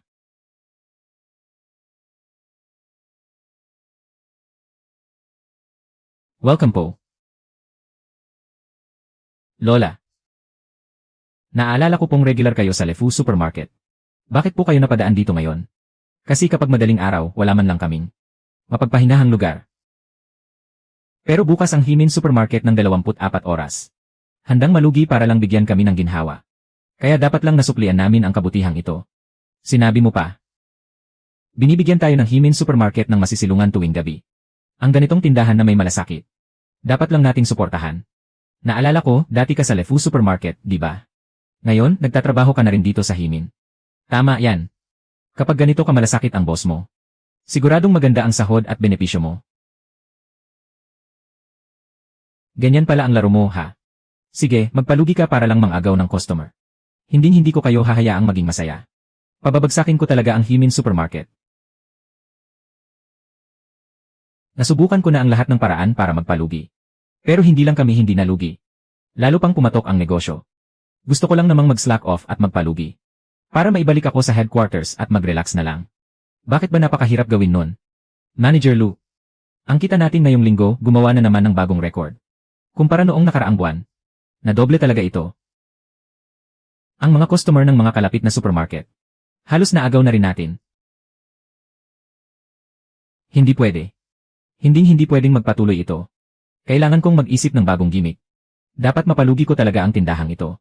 Walang sinumang makakapigil sa akin. Dashan. Magdagdag tayo ng bagong serbisyo para sa mga customer. Paupahan ng payong. Kontakin mo agad ang supplier ngayon din. At mag-order ka ng maramihan. Manager Lou, napaka-maalalahanin nyo naman. Kapag umuulan, ang mga customer na walang payong ang pinaka-namomroblema. Sa pamamagitan ng serbisyong ito, siguradong mapapanatili natin ang mga lumang customer. At makakaakit pa ng mga bago. Paupahan natin ang payong sa halagang ₱1 kada araw. Pero kailangan nilang mag-iwan ng ₱50 na deposit. Sa panahon ngayon, karamihan ng humihiram ng payong ay hindi na ito ibinabalik. Kaya masasayang lang ang deposit nila. Mas mahal pa yan sa pagbili ng bagong payong. Tanga lang ang mangungupahan yan. Pagdating ng araw, maimbak lang ang mga payong na yan sa bodega. At tuluyang maiipit ang puhunan natin. Siguradong lugi, walang kita. Masyado namang mataas ang ₱50 na deposit. Ang bagong payong nga, nasa mahigit ₱10 lang. Deposit lang naman yan. Ibabalik din kapag isinauli ang payong. Ano pang pinag-isipan mo? Gawin mo na lang ang sinabi ko. Para namang hold up sa tanghaling tapat to. ₱50 deposit para sa mumurahing payong. Sino namang tanga ang hihiram niyan? Korek, ang bagong payong nga ay ₱14 o ₱15 lang. Tapos may bayad pa kada araw ng pag-upa. Mas mahal pa ang deposit kaysa bumili ng bago. Panloloko lang to. Ayos. Perpekto. Maimbak talaga ang mga payong na ito. Walang mangungupahan nito. Ipapailalim ko na lang ito sa operating loss. Siguradong lugi na naman kami nito. Gusto ng Himin Supermarket ng napakamahal na deposit, ha? Pwes, makikipagpatayan ako sa kompetisyon. Magpapahiram ako ng payong ng walang deposit. Tingnan natin kung hindi ko maagaw pabalik ang lahat ng customer.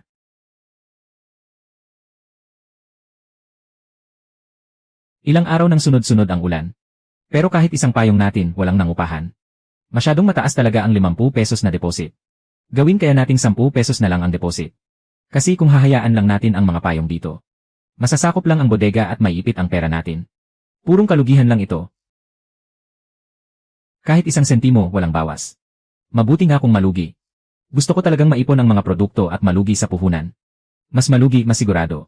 Ang dakila kong plano na magpa-bankrupt at tumakas. Sa wakas, heto na ang unang hakbang sa tagumpay. Fresh section. Sa wakas, heto na ang unang hakbang sa tagumpay ng Himin. Diyos ko po.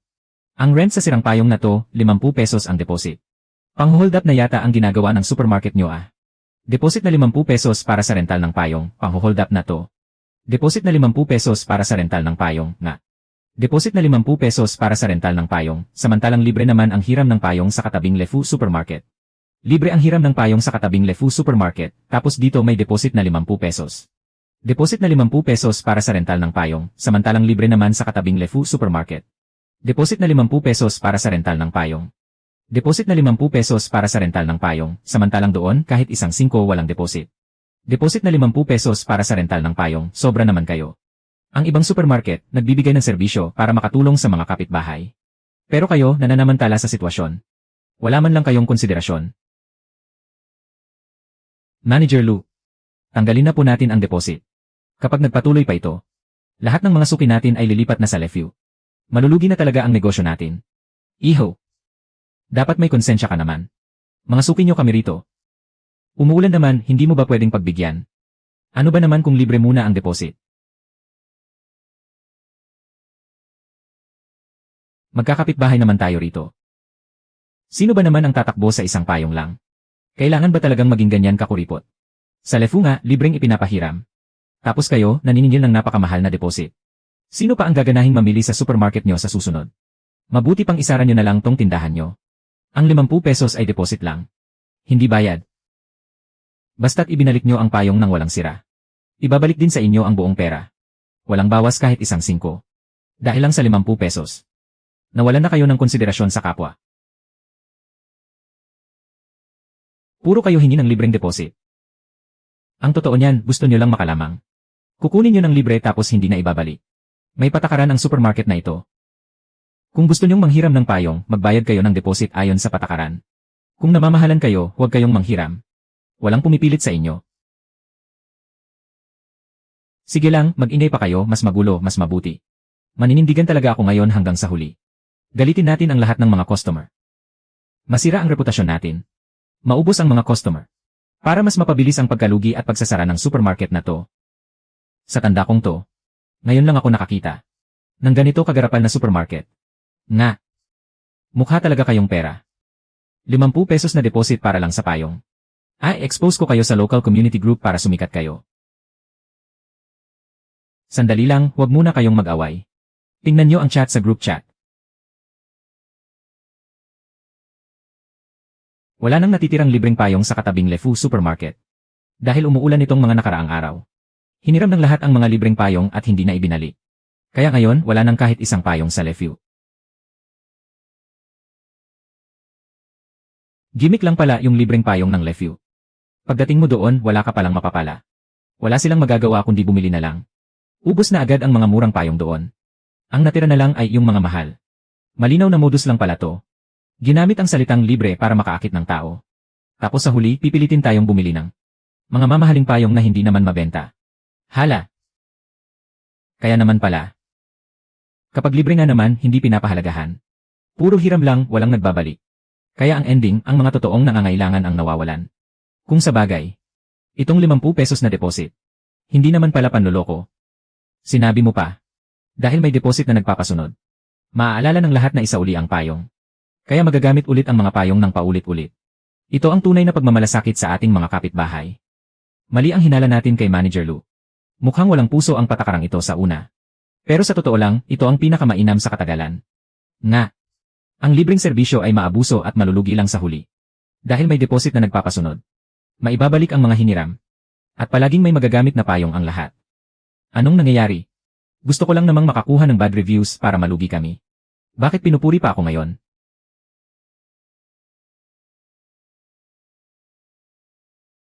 Manager Lou. Tumaas na naman ng malaki ang sales natin ngayong araw. Ang mga customer na humiram ng payong kahapon. Nang magsauli sila ng payong ngayon. Halos lahat sila ay bumili ulit sa atin. Nagdulot na naman ito ng malaking dagdag sa sales natin. Nakuha ko na. Ang mataas na deposit system ninyo ay hindi lang nagpanatili ng magandang reputasyon ng serbisyo natin, kundi sa pilitan ding nagpanatili ng mga customer. Para maakit silang bumili ulit. Sa napakaliit na halaga. Nagdala ito ng tuloy-tuloy na kita.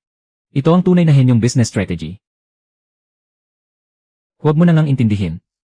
Natatakot ako sa'yo. Ang mga ginagawa ko para lang malugi ang shop. Paano mo nagagawang pilit na? Gawing mukhang professional na business strategy. Bahala na nga, sumabog na lang sana ang lahat. Gumastos ako ng malaki para mag-import ng Super Luxury Pet Lockers. Para itaas ang operating cost natin. Tapos gagamit ako ng mahal na locker fee para itaboy ang mga may alagang hayop. Dobling buff na magkasama. Siguradong malulugi na kami sa lalong madaling panahon.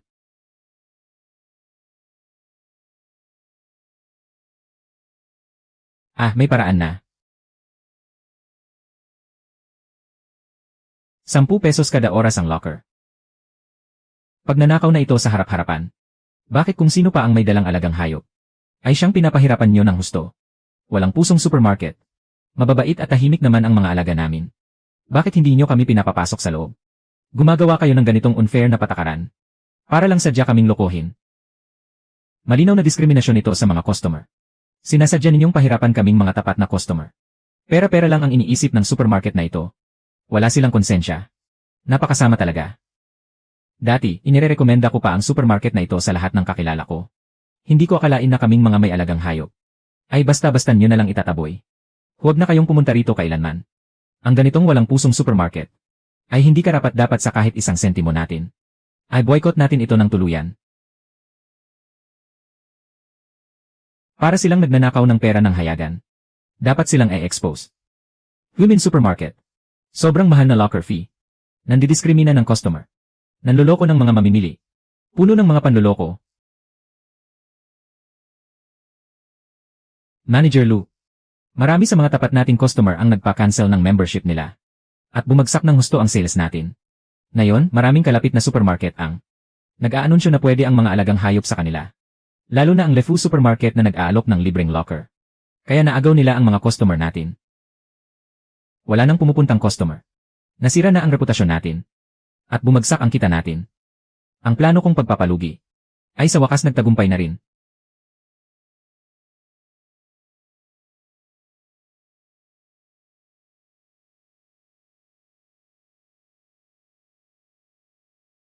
Wala ng tao. Ang diskarte ng napakamahal na pet locker na ito. Ito na talaga ang killer move. Lalayas lahat ng customer. Masisisira ng tuluyan ang reputasyon natin. Hindi aabot ng 2 araw. Magsasara na agad itong branch. Sa wakas, makakabalik na ako sa headquarters. Para magpakasaya ulit.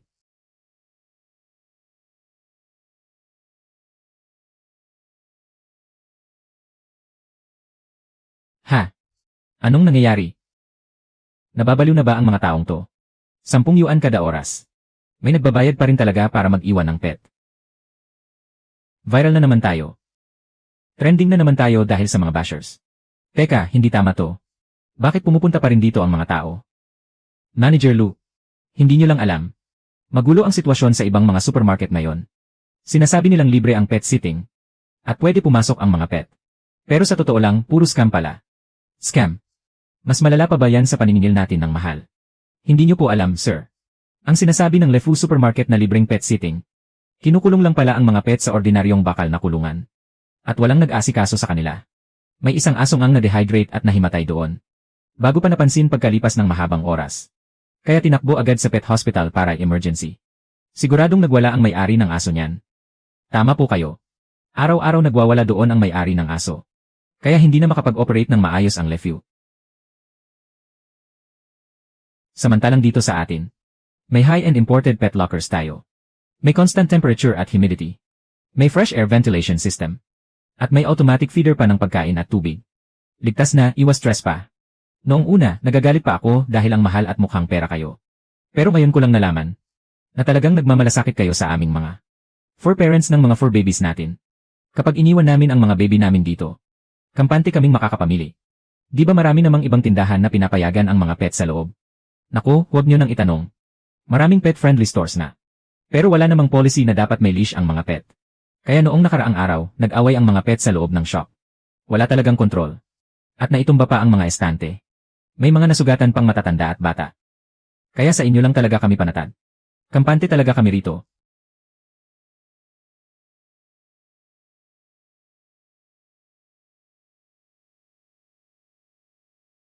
Manager Lou, ang sales natin ay hindi lang bumalik sa dating mataas na level. Bumalik sa dati nating sales. Kundi pati ang pet sitting service natin ay nagdala rin ng malaking tulong sa atin. Malaking kita para sa supermarket. At marami ring pet brands ang gustong makipag-collaborate sa atin. Gusto ko lang namang malugi at magpasara. Bakit ba lalo pa tayong yumayaman nito? Bakit ba nangyayari ito?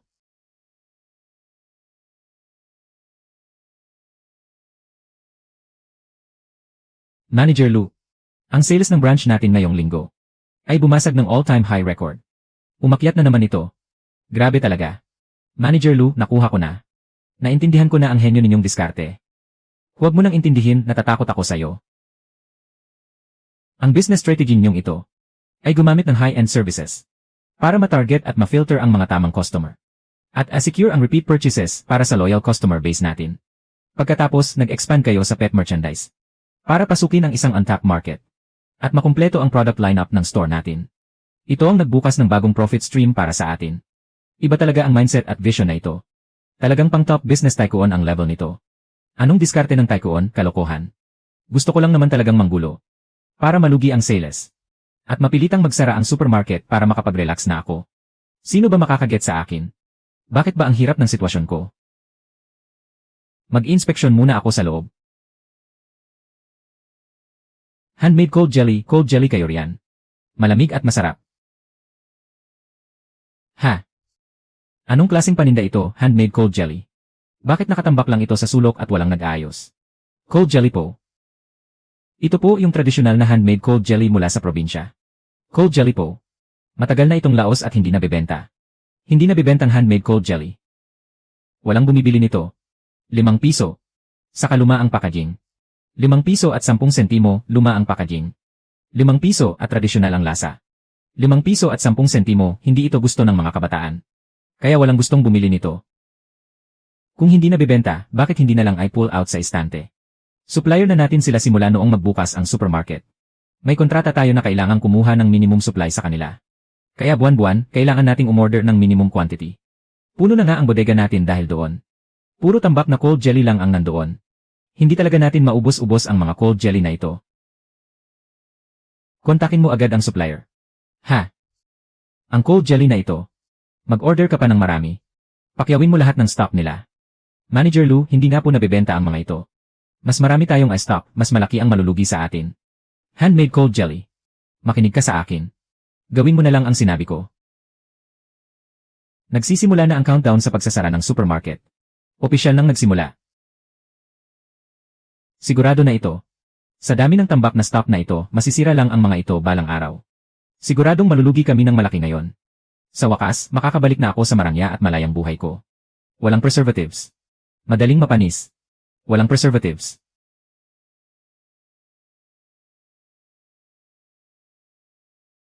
Manager Lou, tungkol po sa cold jelly. Dati, benta natin dito ay 8 pesos. Kahit buy one take one na, hindi pa rin nabibenta. Ngayon, ginawa mong 24 pesos. Lalo nang walang bibili niyan. Iyon na ang gusto ko, ang walang bumili. Mataas na presyo para sa mga uto-uto. Sino namang normal na tao ang magpapaloko para bumili niyan? Siguradong mabubulok lang sa atin ang stock na ito. Garantisadong malulugi tayo ng malaki. Perfect talaga ang plano kong makatakas dito. Simpleng cold jelly lang naman ito. Pero naglakas loob silang ibenta ng 24 pesos. Pang-hold up na ito sa harap-harapan, ah. Sino namang tanga ang bibili niyan? Anong sinasabi nilang handmade at walang additives? Gimmick lang yung handmade at limited edition para mang-uto. Gusto lang nilang tagain kaming mga ordinaryong mamimili. Ayos, gumana nga. Sa pagkakataong ito, siguradong. Ay, mali. Siguradong malulugi. Siguradong ma-expire at itatapon lang ang mga panindang ito.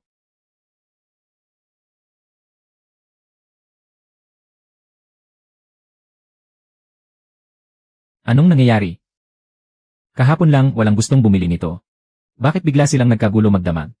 Manager Lou. Naging viral po ang cold jelly natin. May isang lola po kahapon na nagvideo. Habang nagluluto gamit ang cold jelly natin. Agad itong nagtrending sa buong lungsod. Umabot na sa 100,000 ang likes. Ang mga taong ito, pumunta lang talaga rito para mag-unahan sa mga paninda. Ginawa ko ang lahat para magtaas ng presyo at gumawa ng gimmick. Para lang hindi mabenta ang mga paninda at malugi kami. Pero dahil sa video ng isang tita, nasira agad ang plano kong malugi. Maraming netizens ang nagsasabi na mukhang napaka-authentic ng texture ng handmade jelly natin. Natural ang kapal nito.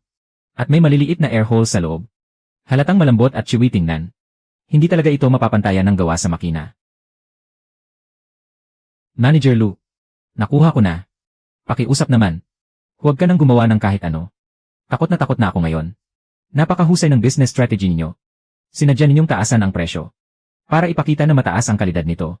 Tapos gumamit kayo ng limited offer para maging trending dahil sa scarcity nito. Kaya ang mga panindang hindi mabenta at walang gustong bumili ay naging viral at sikat na sikat bigla.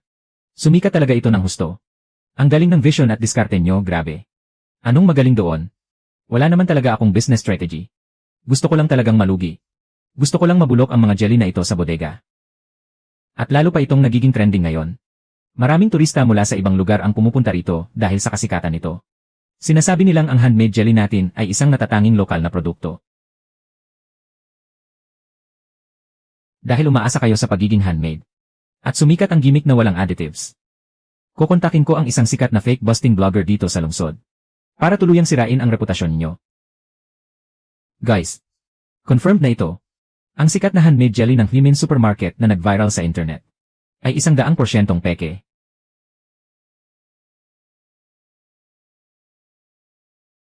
Huwag kang magsalita ng walang patunay. Ang mga jelly namin ay gawa talaga sa kamay. Walang additives at walang preservatives. Pwedeng magpatunay ang buong internet dyan. Tignan mo ang jelly namin. May natural na gaspang ang ibabaw nito. At may malalaking air hole sa loob. Hindi ito tulad ng gawa sa makina na masyadong makinis at perpekto. Hindi pantay ang kapal. At may mga air holes pa. Hindi pa rin yan mapapatunayan na gawa nga ito sa kamay. Sa tingin ko, nang ginagawa ito gamit ang makina. Hindi maayos ang pagkakaset ng proseso. Kaya naging reject o may depekto ito. Pero ginamit niyo ito bilang gimmick para lokohin ang mga mamimili. Isa lang talaga itong viral gimmick para mang-scam ng pera. Ang galing ng fake busting blogger. Imbestigahan dapat ang madayang supermarket na yan.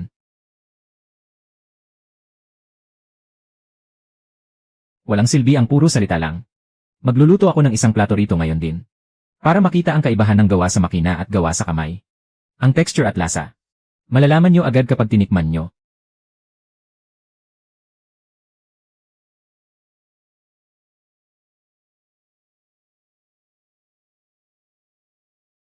Tignan niyo ang mga air holes. Siguradong gawa talaga ito sa kamay, walang duda. Napahiya tuloy siya. Kung walang alam ang blogger, huwag na lang mangakusa. Mahirap nang makilala sa tingin lang ang mga pagkaing may chemical ngayon. Kailangan pa ring tikman ang lasa nito pagkatapos maluto. Tikman muna natin bago magsalita. Tingnan natin kung gawa nga ba sa kamay ang jelly natin. Malambot, chewy at talagang malasa.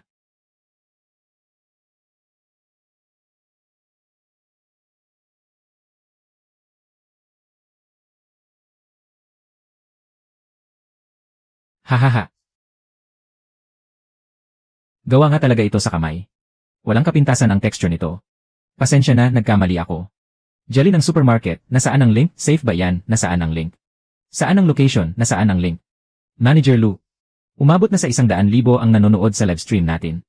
Sikat na talaga ang supermarket natin ngayon. Patay na. Ang plano kong mapalugi ang supermarket ay tuluyan ng nabigo.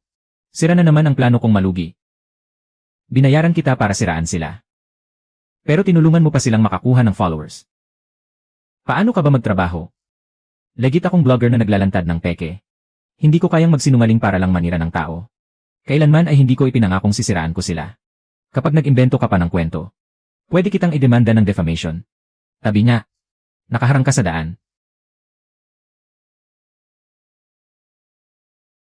Walang kwenta. Sayang lang ang pera ko sa'yo.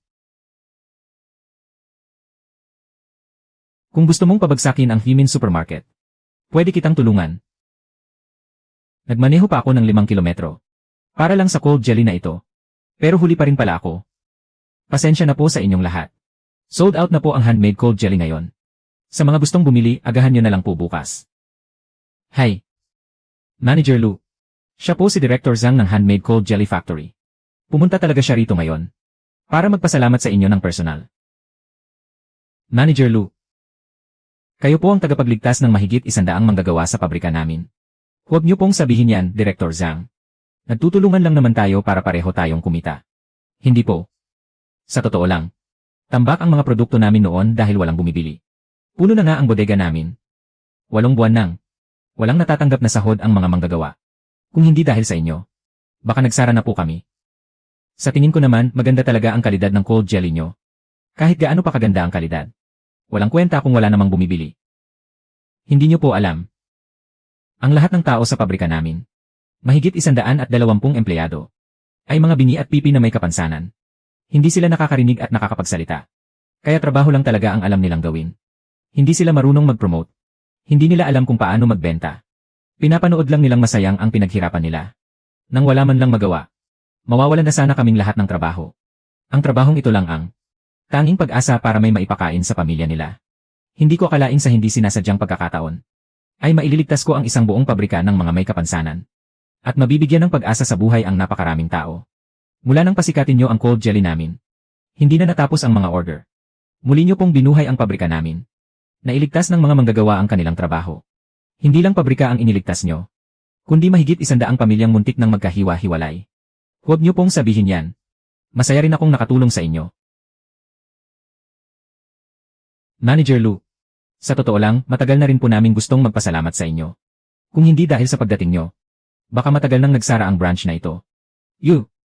Sa totoo lang, kung sasabihin ko sa inyong, sinadya ko talagang pabagsakin ang supermarket na ito. Maniniwala ba kayo? Dati, napakahina ng benta sa supermarket.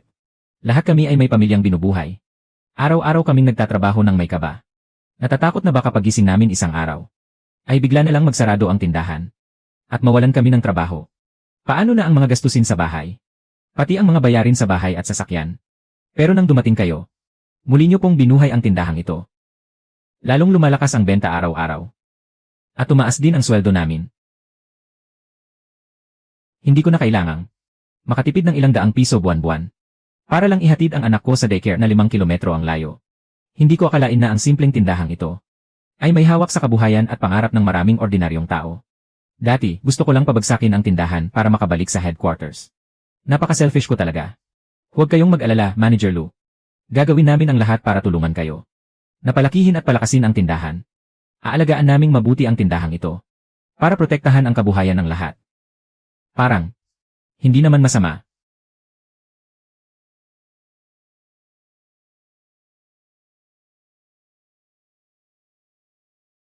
Grabe naman. Sobra namang mang-api ang headquarters. Itinambak nila ang mga lumang stock na hindi mabenta. Dito sa Himin Supermarket natin. Pero sa totoo lang, ang galing talaga ng diskarte sa negosyo ni Manager Lou. Ang isang lumang stock ng handmade jelly na hindi mabenta. Nagawa niyang viral hit. Hindi lang lumaki ang kita ng tindahan. Nagkaroon pa ng magandang reputasyon ang kumpanya. Lucenzo, huwag mong isipin na dahil lang sa tsamba at sumikat ka, ay matatanggap ka na ulit. Sa pagkakataong ito, sisiguraduhin kong babagsak ka. Nang wala ng pag-asang makabangon pa. Ito ang tambak na stock ng grupo natin. Na mga lumang chemical fertilizer. Matagal nang sumasakop sa bodega natin. Kaya iminumungkahi kong ilipat ang lahat sa Himin Supermarket. Ipaubaya natin ang pagbebenta kay Manager Lou. Kapag wala siyang naibentang kahit isa sa mga basurang ito, tiyak na tatalikuran na siya ng Board of Directors. Sa oras na yon, kung gusto pa niyang bumalik sa management. Isang malaking pangarap na lang yon. Tutol ako. Ang mga fertilizer na ito ay wala ng halaga para ibenta. At napagdesisyonan na rin dati. Na ituring na lang itong loss. Gusto nating ituring na loss ang mga stock na ito noon. Dahil wala pa tayong katulad ni Manager Lou, na may kakayahang gumawa ng milagro sa mga basura. Ngayong may pagkakataon na tayong mabawi ang puhunan. Bakit natin hahayaang masayang lang ito? Ito ay mga fertilizer pa mula 10 taon na ang nakakaraan. Luma na ang formula nito. At hindi na angkop sa kasalukuyang pangangailangan ng mga pananim. Kahit ang manufacturer nito ay 2 taon nang sarado. Walang bibili niyan sa merkado. Hindi mo pwedeng sabihin yan. Dati, akala ng lahat na ang mga natambak na handmade jelly ay mga basura na rin. Pero nagawa pa rin ni Manager Lou na baliktarin ang sitwasyon at gawin itong viral hit sa internet. Sapat na patunay ito na kaya niyang gawing ginto ang basura. Kung gaano kataas ang lipad. Siya ring sakit ng bagsak. Kapag pumalpak si Lucenzo dito, iisipin ng lahat na tsamba lang ang nakaraang pagsikat niya. Wala nang maniniwala na kaya niyang pamahalaan ang kumpanya. Magkaiba ang dalawang yan. Ang jelly ay pagkain ng mga tao. Maraming pwedeng bumili nito. At hindi naman masama ang kalidad ng produkto. Kulang lang talaga sa marketing. Pero ang mga lumang fertilizer na ito na phase out na. At wala nang pakinabang ay ibang usapan na. Dapat tayong magtiwala sa kakayahan ni Manager Lou. Saka, dahil sa pagkalugi ng 50 milyon noon, nagdududa pa rin ang Board of Directors. Sa kakayahan ni Manager Lou na magmana ng kumpanya. Hindi ba't magandang pagkakataon ito para mabago ang tingin nila sa kanya? Kapag nabigo si Lucenzo sa pagkakataong ito, pagsasamahin natin ang mga luma at bagong atraso niya. Tiyak na tuluyan nang tatanggalin ng board ang karapatan niyang maging tagapagmana. Kung gusto ni Chensu na makuha ang posisyon ng tagapagmana, kailangan niyang dumaan sa mga pagsubok. Chairman Lou, hindi lalaking matatag ang puno kung palagi lang itong nasa loob ng greenhouse. Ipatupad ang proposal ni Chenki.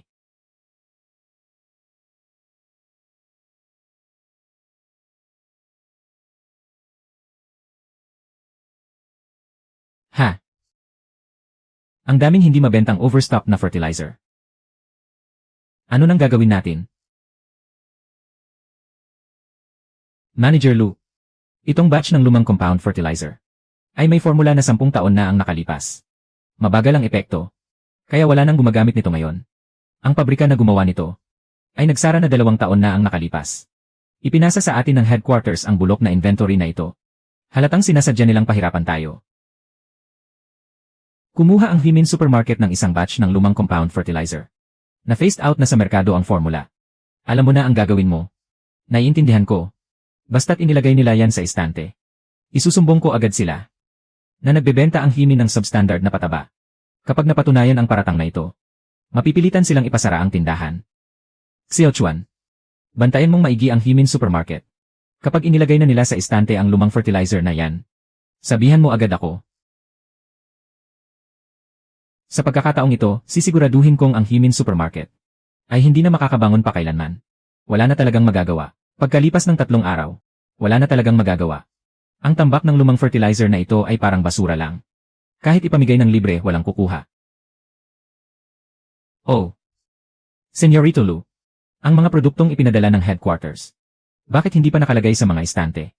Phased out na ang formula niyan 10 taon na ang nakalipas. Wala nang bibili niyan.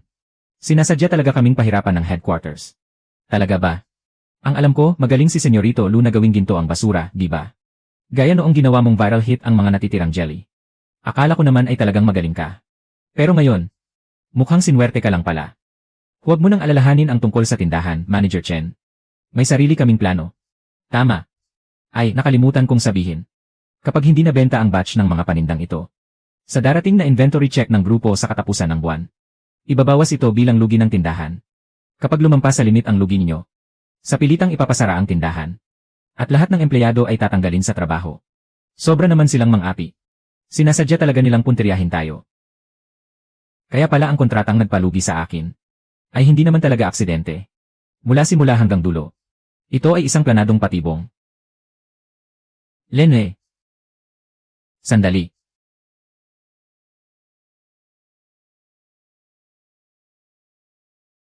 Itong mga hindi mabentang agricultural fertilizer. Tiyak na maibebenta ko ito. Hindi ko hahayaang magsara ang Himin Supermarket. Para walang mawalan ng trabaho. At lalong hindi ko hahayaang magtagumpay ang masamang balak mo. Bakit hindi na lang natin ibenta ng kalahating presyo? Para maubos kahit paano. Kaysa naman maghintay lang tayo dito na malugi. O kaya naman gawin nating bundle promo. Basta't mamili ang customer sa supermarket. Magdagdag lang sila ng ₱1 para sa isang bag ng fertilizer. Para tumaas ang sales natin.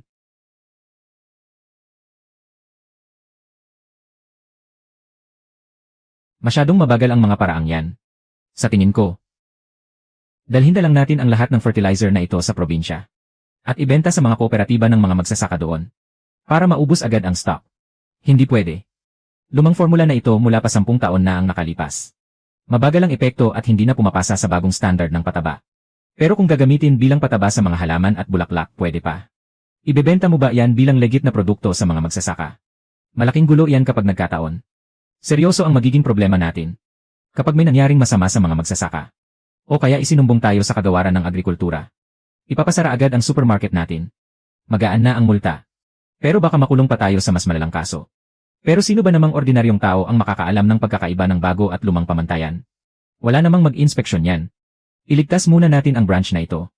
Ang maabot ang target ng headquarters ang pinakamahalaga ngayon. Hindi pwede. Masyadong delikado yan. Yari tayo. Hindi pa rin pwede yan. Hahayaan na lang ba nating magsara ang tindahan natin ng nakatitig lang?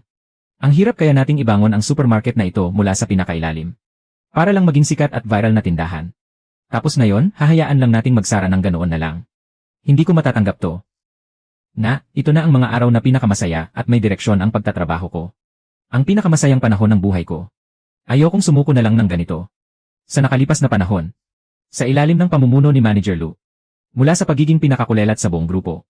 Naging sikat at trending na tindahan tayo. Paulit-ulit nating binasag ang sales record. Naniniwala ako na sa pagkakataong ito, si Manager Lu ay gagawa na naman ng himala kasama tayo. Tama. Hindi tayo susuko. Tiyak na may paraan si Manager Lu. Eksakto. Gaano man kahirap. Susunod kami kay Manager Lu. Lalaban tayo hanggang sa huli. Hindi tayo magpapatalo. Xiao Chuan. Kahit bago ka pa lang dito. Pamilya na ang turing namin sa'yo. Ang pagsubok na ito. Sama-sama nating haharapin. Hindi ko akalain kailanman. Na magkakaroon ako ng ganitong grupo. Mga kasamahan na buong pusong nagtitiwala sa akin. Ang sarap sa pakiramdam. Talagang ang saya. Manager Lu. Lahat kami ay susunod sa mga plano mo. Kahit na matalo man tayo sa huli. Lalaban pa rin tayo hanggang sa huling segundo. Para walang pagsisisi sa huli. Gusto akong pabagsakin ni Chen Qi gamit ang pagkakataong ito. Asa pa siya. Sa pagkakataong ito. Ipagtatanggol ko ang supermarket na ito. Ipaglalaban ko ang kabuhayan ng lahat. Bilis, maghukay pa kayo. Konti na lang ang natitirang magandang lupa. Kapag nahuli pa tayo, wala na tayong aabutan. Sinabi mo pa. Nabalitaan ko nga. Alam na ng mga tao sa kabilang subdivision na nakakapagligtas buhay ito. Kapag lumipas pa ang ilang araw. Siguradong kahit alikabok walang matitira. Ang alaga ko sa bahay, umaasa na lang dito para mabuhay. Hindi talaga pwede kapag walang lupang ito. Kamakailan, palaging may mga misteryosong butas sa taniman natin.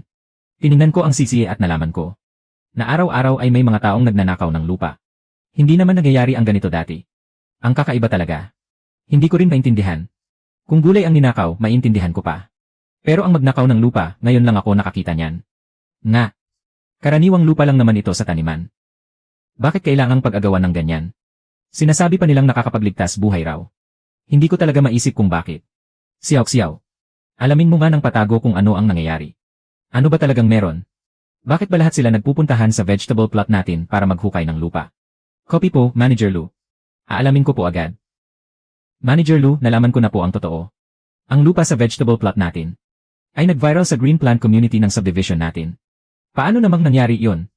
Paano magtitrend ang isang tambak ng ordinaryong lupa? May isang nanay na may mga malapit ng mamatay na succulents sa bahay nila. Hindi sinasadyang nagamit niya ang lupa mula sa vegetable plot natin. At himalang nabuhay ulit ang mga ito. Ngayon, sinasabi ng lahat na ang lupa sa vegetable plot natin ay isang mahiwagang lupa na nagliligtas buhay ng halaman. Kaya pala patago silang pumupunta rito para maghukay.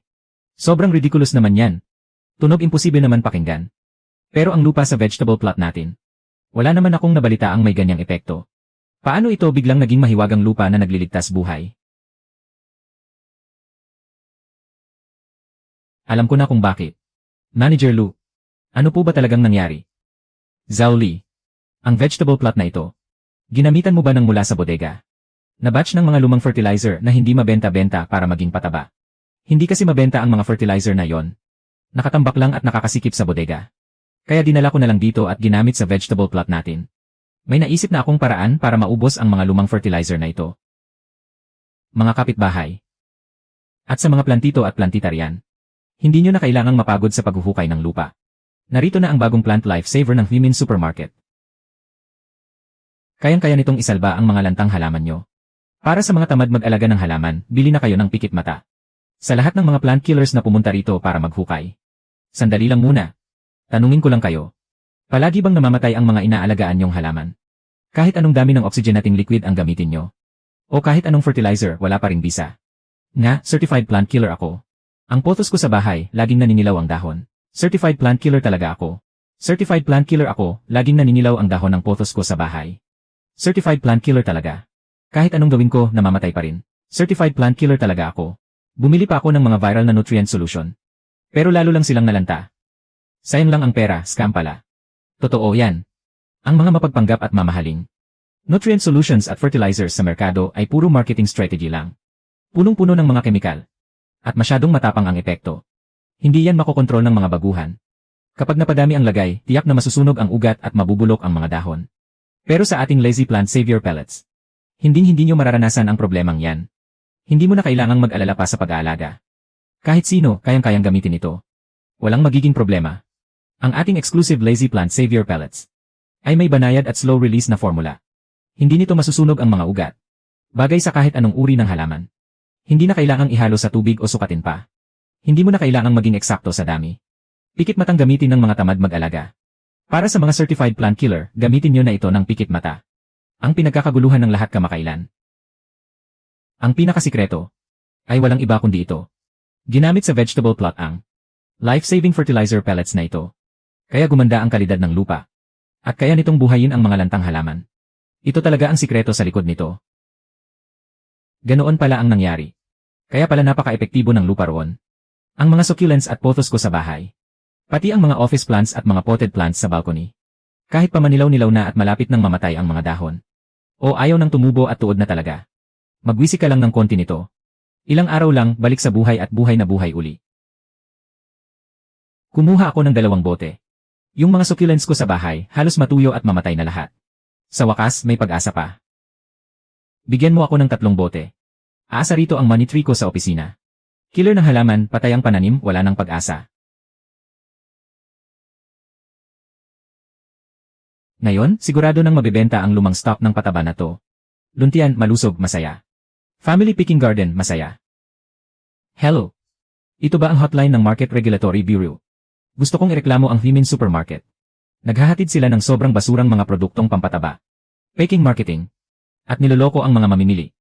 Sa paraang to, itong mga stock na pataba na matagal nang nakatambak. Mabilis ding ma-clearing sales at maubos agad. Ligtas na ang branch natin.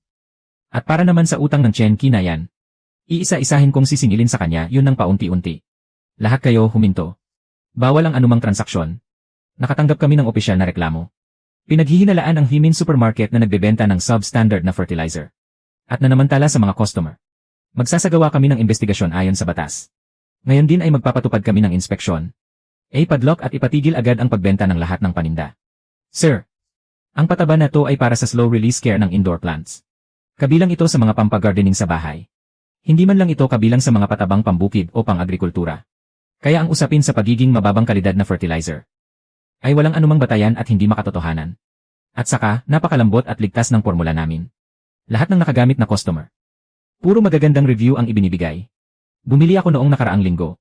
Yung mga tuyong halaman ko sa bahay, nabuhay uli lahat. Ligtas at napaka-epektibo. Hindi ito substandard o basurang produkto. May nag-imbento lang talaga at nambubulabog ng reklamo. Matapat magbenta ang Himin Supermarket. Tiwala kami sa kanila. Huwag kang masyadong mag-alala, may susunod pa akong alas. Mabuti at dumating kayo, sir. Hulihin niyo ang walang hiyang negosyanteng yan. May lasong kemikal ang patabang ibinebenta niya. Bumili ako rito ng fertilizer noong isang araw. Ginamit ko para magtanim ng gulay sa balkonahe. Nung kinain ko yung tumubong gulay, nagsusuka ako at nagtatay ng malala. Panghihina ang buong katawan ko. Dahil to sa mapanganib at basurang pataba na yan. Sa totoo lang, sobrang lakas talaga ng epekto ng fertilizer na to.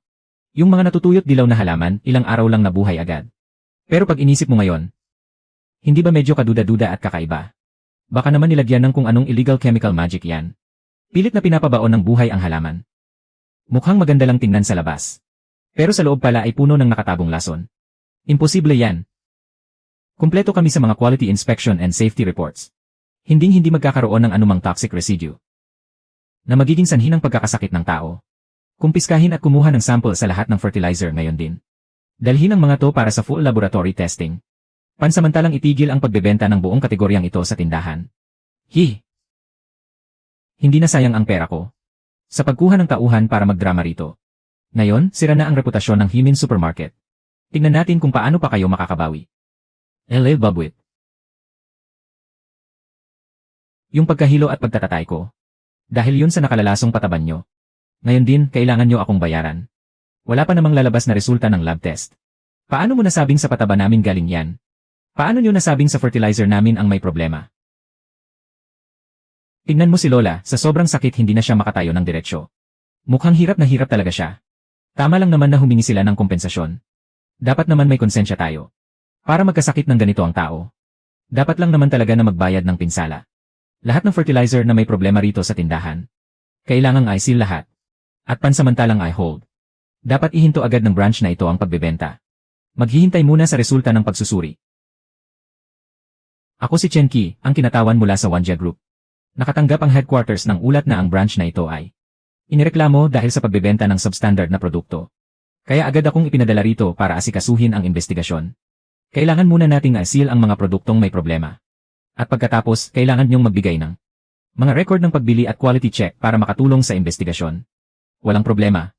Pero ang record ng pagbili para sa batch na ito ay hindi pa mahanap sa database ng group. Kasalukuyan pa namin itong bind verify. Makikipagtulungan kami ng buong puso sa investigasyon.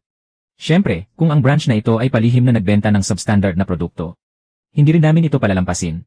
Pero malinaw na ang batch na ito ay kung sasabihin natin ngayon na ang mga hindi mabentang produkto na ito ay galing sa group. Kahit mapatunayan pa nating walang problema ang fertilizer. Tiyak na isisi pa rin sa atin ni Chen Qi ang kasalanang pagsira sa reputasyon ng group. Napakatuso talaga niya. Paano naman ang kompensasyon ko? Huwag ninyong sabihin patatagalin nyo lang ito para makaiwas sa bayad. Huwag kayong mag-alala, ate. Ano man ang maging resulta ng investigasyon, pananagutan ng branch na ito ang lahat. Babayaran namin ng buo ang lahat ng nalugi sa inyo. Hindi namin ito palalampasin. Narinig nyo yan. Inamin na mismo ng group na problema nyo yan. Huwag nang maraming satsat. Magbayad na kayo agad. Makikipagtulungan din ang branch namin. Tungkol naman sa ibang bagay. Ang lahat ay ibabase sa resulta ng investigasyon. Naghugas kamay na ang group. Ang supermarket na ito, mukhang nagbebenta talaga ng mga peking produkto. Napakalaking panloloko naman ito. Hindi na ako bibili rito kailanman. Tapos na ang proseso ng pag-seal. Kukunin namin ang mga produkto para sa random testing. Maghintay na lang ang branch sa abiso ng parusa. Hahanap talaga ako ng ebidensya. Para malinis ang pangalan natin. Manager Lu, bakit hindi niyo ako hinayaang sabihin kung saan galing ang batch na ito? Hahayaan na lang ba natin si Chen Qi na siraan tayo? Kung sinabi natin yun kanina, ano man ang maging resulta, tiyak na gagamitin pa rin ni Chen Qi ang dahilan na sinira natin ang reputasyon ng group para parusahan tayo ng malubha. Kaya hahayaan na lang ba natin silang apihin tayo ng ganito? Ngayon, akala na ng mga customer na nagbebenta tayo ng substandard na produkto. Sira na ang reputasyon ng tindahan natin. Ang negosyong pinaghirapan nating palagin ay biglang nawala na lang. Malinaw na sinasadya ito ni Chen Qi para pabagsakin tayo. Garapalan ang pag-frame up niya sa atin. At ang headquarters naman, nang hindi man lang nag-imbestiga ng maayos, ay isinisisi sa atin ang lahat. Sa totoo lang, nadamay ko lang kayo. Gusto lang gamitin ni Chen Qi ang pagkakataong ito para tuluyan akong matanggal sa posisyon ko bilang tagapagmana ng group. Nadamay lang kayo dahil sa akin. Manager Lu, ano ba ang sinasabi nyo? Kung wala po kayo, matagal nang nalugi at nagsara ang Himin supermarket natin. At matagal na rin kaming walang trabaho. Totoo po, Manager Lu. Marami kaming natututunan at kumikita kami dahil sa inyo. Kaya paano ka namin masisisi? Manager Lu, bata nyo pa po. Pero napakagaling na ng utak nyo sa business. Kahit nalulugi ang branch na ito, nagawa nyo pa ring i-turnaround. Naniniwala kami na sa pagkakataong ito, malalagpasan din natin ang krisis na ito kasama kayo. Alam kong nag-aalangan ka. Kung gusto mong umalis, bibigyan kita ng personal na kompensasyon. Manager Lu, hindi ko po deserve na tratuhin nyo ako ng ganito. Sorry po sa inyong lahat. Sa totoo lang, lari ako na pinadala rito ni Limo. Ang pag-report tungkol sa fertilizer ngayon ay utos sa akin ni Limo. Pati yung mga nanggulo rito noong nakaraan. Binayaran niya lang din para gumawa ng eksena. Nasilaw ako sa pera kaya napahamak ko kayo. Pero nitong mga nakaraang araw, itinuring niyo talaga akong pamilya. Kaya kanina pa ako inuusig ng konsensya ko. Simula sa araw na ito, gusto ko nang magbago. At sasamahan ko na kayo sa hirap at ginhawa. Ah, ganoon pala. Nag-set up ng trap si Chen Qi gamit ang mga reject na produkto. At si Limo naman ang bahala sa pag-report at panggugulo. Matagal na silang nagsabuatan. Para lang pabagsakin ang Himin supermarket. At tuluyan akong sirain. Napakadumi maglaro ng dalawang traidor na to. Kung ganoon, papatulan ko ang laro nila. Lalaban tayo ng harapan. Para wasakin ang marumi nilang plano. May plano na po ba kayo, Manager Lu? Handa na ba tayong lumaban? Tama. At ang susi para sa turnaround na ito ay walang iba kundi si Xiao Chuan. Manager Lu, sabihin niyo lang po kung anong gagawin ko. Susundin ko po lahat ng utos niyo. Ituloy mo lang ang pagpapanggap mo bilang insili. Makipag-ugnayan ka pa rin kay Limo gaya ng dati. Bigyan mo siya ng peking impormasyon. Sabihin mong nagpapanik na ako. Dahil alam kong hawak ng iba ang ebidensya laban sa atin. At cornered na ako. Mawawala na sa akin ang posisyon bilang tagapagmana. Kaya para ma-destroy ang ebidensya ngayong gabi. At makatakas agad. Plano kong ibenta bukas ng alas 12 ng gabi. Doon sa backdoor ng supermarket. Ang mga nakumpiskang peking fertilizer. Sa murang halaga sa isang illegal workshop sa labas ng lungsod. Manager Lu, nakuha ko na po. Isa itong klasikong bitad. Sinasadya niyo pong magpakita ng kahinaan. Para maakit sina Chen Qi at Limo na hulihin kayo sa mismong akto. Kapag feeling panalo na sila. At sinubukan tayong ipahiya sa harap ng marami. Doon natin ibubunyag ang buong sabuatan nila. Eksakto. Gusto ni Chen Qi na agawin ang mana ko. Kaya gagawin niya ang lahat para tuluyan akong pabagsakin. Ang ganitong perpektong pagkakataon para tapusin ako ay hinding-hindi niya palalampasin. Kapag akala niya ay nanalo na siya, doon niya mismo aaminin ang lahat ng kasalanan niya. Iyon ang magiging katapusan ng karir niya. Zhao Li, ayusin mo agad ito. Palitan mo ang lahat ng CCA sa backdoor ng supermarket. Gawin mong ultra live streaming equipment. Ay broadcast natin ito ng live sa publiko na may real-time cloud backup. Para wala na silang kawalan pagkatapos nito. Mag-i-edit ng fake at gagawa ng lusot. Naintindihan po, Manager. Sinisigurado kong buong proseso. Walang blind spot. Walang anumang leak. Xiao. Bukas ikaw ang mangunguna sa akti niyan. Sadyain mong mag-impact ng taranta. Para magmukhang nagmamadali akong magbenta. At parang may kasalanang tatakas. Mas mukhang totoo, mas maganda. Para mawala ng tuluyan ang duda nila. Understood. Titiyakin kong walang kapintasan ang acting. Napakagaling talaga. Ang galaw na to ay parang trap na walang takasan. Pilit silang magbubunyag ng sarili nilang kasalanan. Chen Qi, akala nyo ba pag nahawakan nyo ang ebidensya laban sa akin? May babaon nyo na ako sa hukay. Hindi nyo alam. Mula noong naniwala kayo sa maling balita. Nakatapak na kayo sa pa-safe na binuo ko para sa inyo. Lu Chenzhao. Ang lakas naman ng loob mo. Mga paninda na pinalabas na may paglabag at pinasis. Nakuha mo pang ibenta ng patago. Sa pagkakataong ito, anong pamumulaklak ng dila pa ang igagawad mo? Ang posisyon mo bilang tagapagmana. Hanggang dito na lang. Chen K. Mula umpisa hanggang dulo, bitag mo to lahat. Sadyang binigyan mo ako ng may sirang paninda. Pinagbintangan akong iligal na nagnegosyo.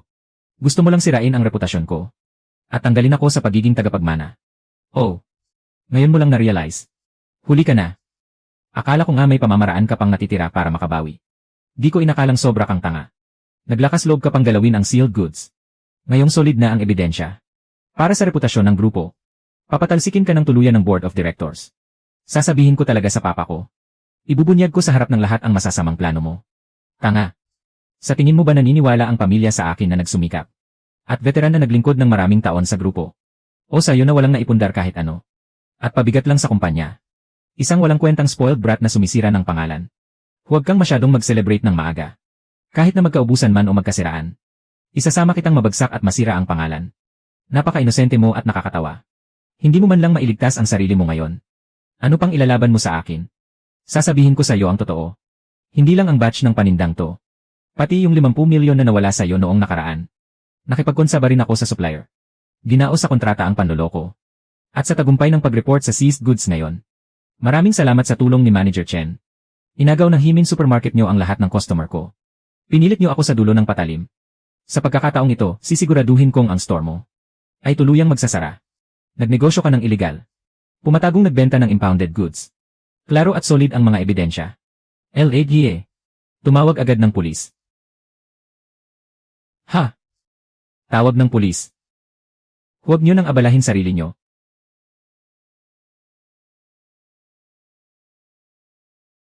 Lahat ng masasamang plano na inamin nyo mismo kanina. Ang panloloko sa 50 milyon na kontrata.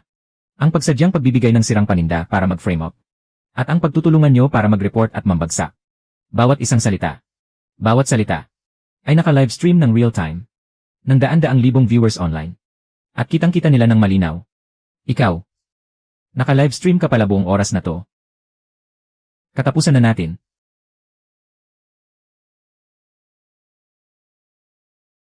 Ang galing talaga nitong plant nutrition na to. May official na safety certification pa. Zero additives. Walang halong kung ano-anong kemikal o mapanganib na sangkap. Ang halaman ko na may mga tuyong dahon. 3 araw lang, naging berde at buhay na ulit. Manager Lu. May napakagandang balita ako. Matapos maaresto sina Chenki at Limo. Tuluyan nang nagsara at nalugi ang Lefu Supermarket. Ang malisyosong paninira ni Chenki. Pakikipagsabuatan sa labas. At pagpinsala sa interes ng Wanjia Group. Ay formal nang sinampahan ng kaso at iniimbestigahan. Naglabas na rin ng opisyal na pahayag ang Wanjia Group. Napananagutin sila ng buong buo hanggang sa huli. Dapat lang pagbayaran ng bawat isa ang kanilang mga ginawa. Ay, napala. May isa pang magandang balita. Yung lumang batch ng fertilizer noon. Ubos na ang stock sa bodega. Pero ang hilig ng mga customer na bumili ay hindi talaga mapigilan. Nagtatanong-tanong ako sa iba't ibang lugar. At sa wakas, nakontak ko rin ang dating may-ari ng fertilizer factory. Doon ko nalaman na ang dahilan ng pagkalugi nila noon ay hindi dahil sa pangit na kalidad. Bakit naman? Kasi pinanghawakan nila ang kanilang konsensya. Walang additives at walang halong peke. Puro di kalidad na sangkap ang gamit. Kaya naging masyadong mataas ang puhunan. Hindi sila nanalo laban sa mga murang pekeng produkto sa merkado. Kaya napilitan silang magsara dahil sa maruming kompetisyon. Ngayong ibinalik natin ang tapat na produktong ito. Ipinatawag ulit ng may-ari ang mahigit 100 dating empleyado. At nag-resume na sila ng produksyon. Buong 15 araw. Walang filter na totoong review. Itong plant nutrition mula sa Himin Supermarket ay may banayad at ligtas na formula. Hindi nakakalason at walang masamang epekto. Para sa pag-aalaga ng bulaklak at gulay. Talagang napaka-epektibo, the best. Ang lumang lokal na pabrika ay nananatiling tapat sa kanilang layunin. Walang halong mapanganib na kemikal. Ang ganitong tapat na produkto, dapat nating suportahan ng 100%. Dapat nating suportahan ang Himin Supermarket at ang mga manggagawa nito. May dalawa akong magandang balita sa inyo. Dahil sa pagsisikap ng lahat, matagumpay na nakuha ng Himin Supermarket natin ang parangal bilang Best Benchmark Store of the Year. Bukod pa riyan, opisyal nang mapopromote si Dashan sa susunod na buwan para pumalit bilang bagong manager ng Himin Supermarket. Wow! Nabalitaan po namin na babalik na kayo sa Wanjia Group sa susunod na buwan. Kaming lahat ay talagang mamimiss kayo ng sobra. Napo. Kung wala kayo, walang Himin Supermarket ngayon. Manager Lu, saan man kayo mapunta sa hinaharap? Ang Himin Supermarket, ang palaging magiging lakas at sandigan nyo. Ito ang mananatiling tahanan natin habang buhay. CJ. Kahit na aresto na si Chenki. Pero ang patibong ng 50 milyong deficit ay siguradong hindi niya kayang gawin ng mag-isa. Tiyak na may kasabwat pa siya. Aalamin ko ang buong katotohanan. Sa Board of Directors, akong si Lu Chenzhao ay nagbabalik na.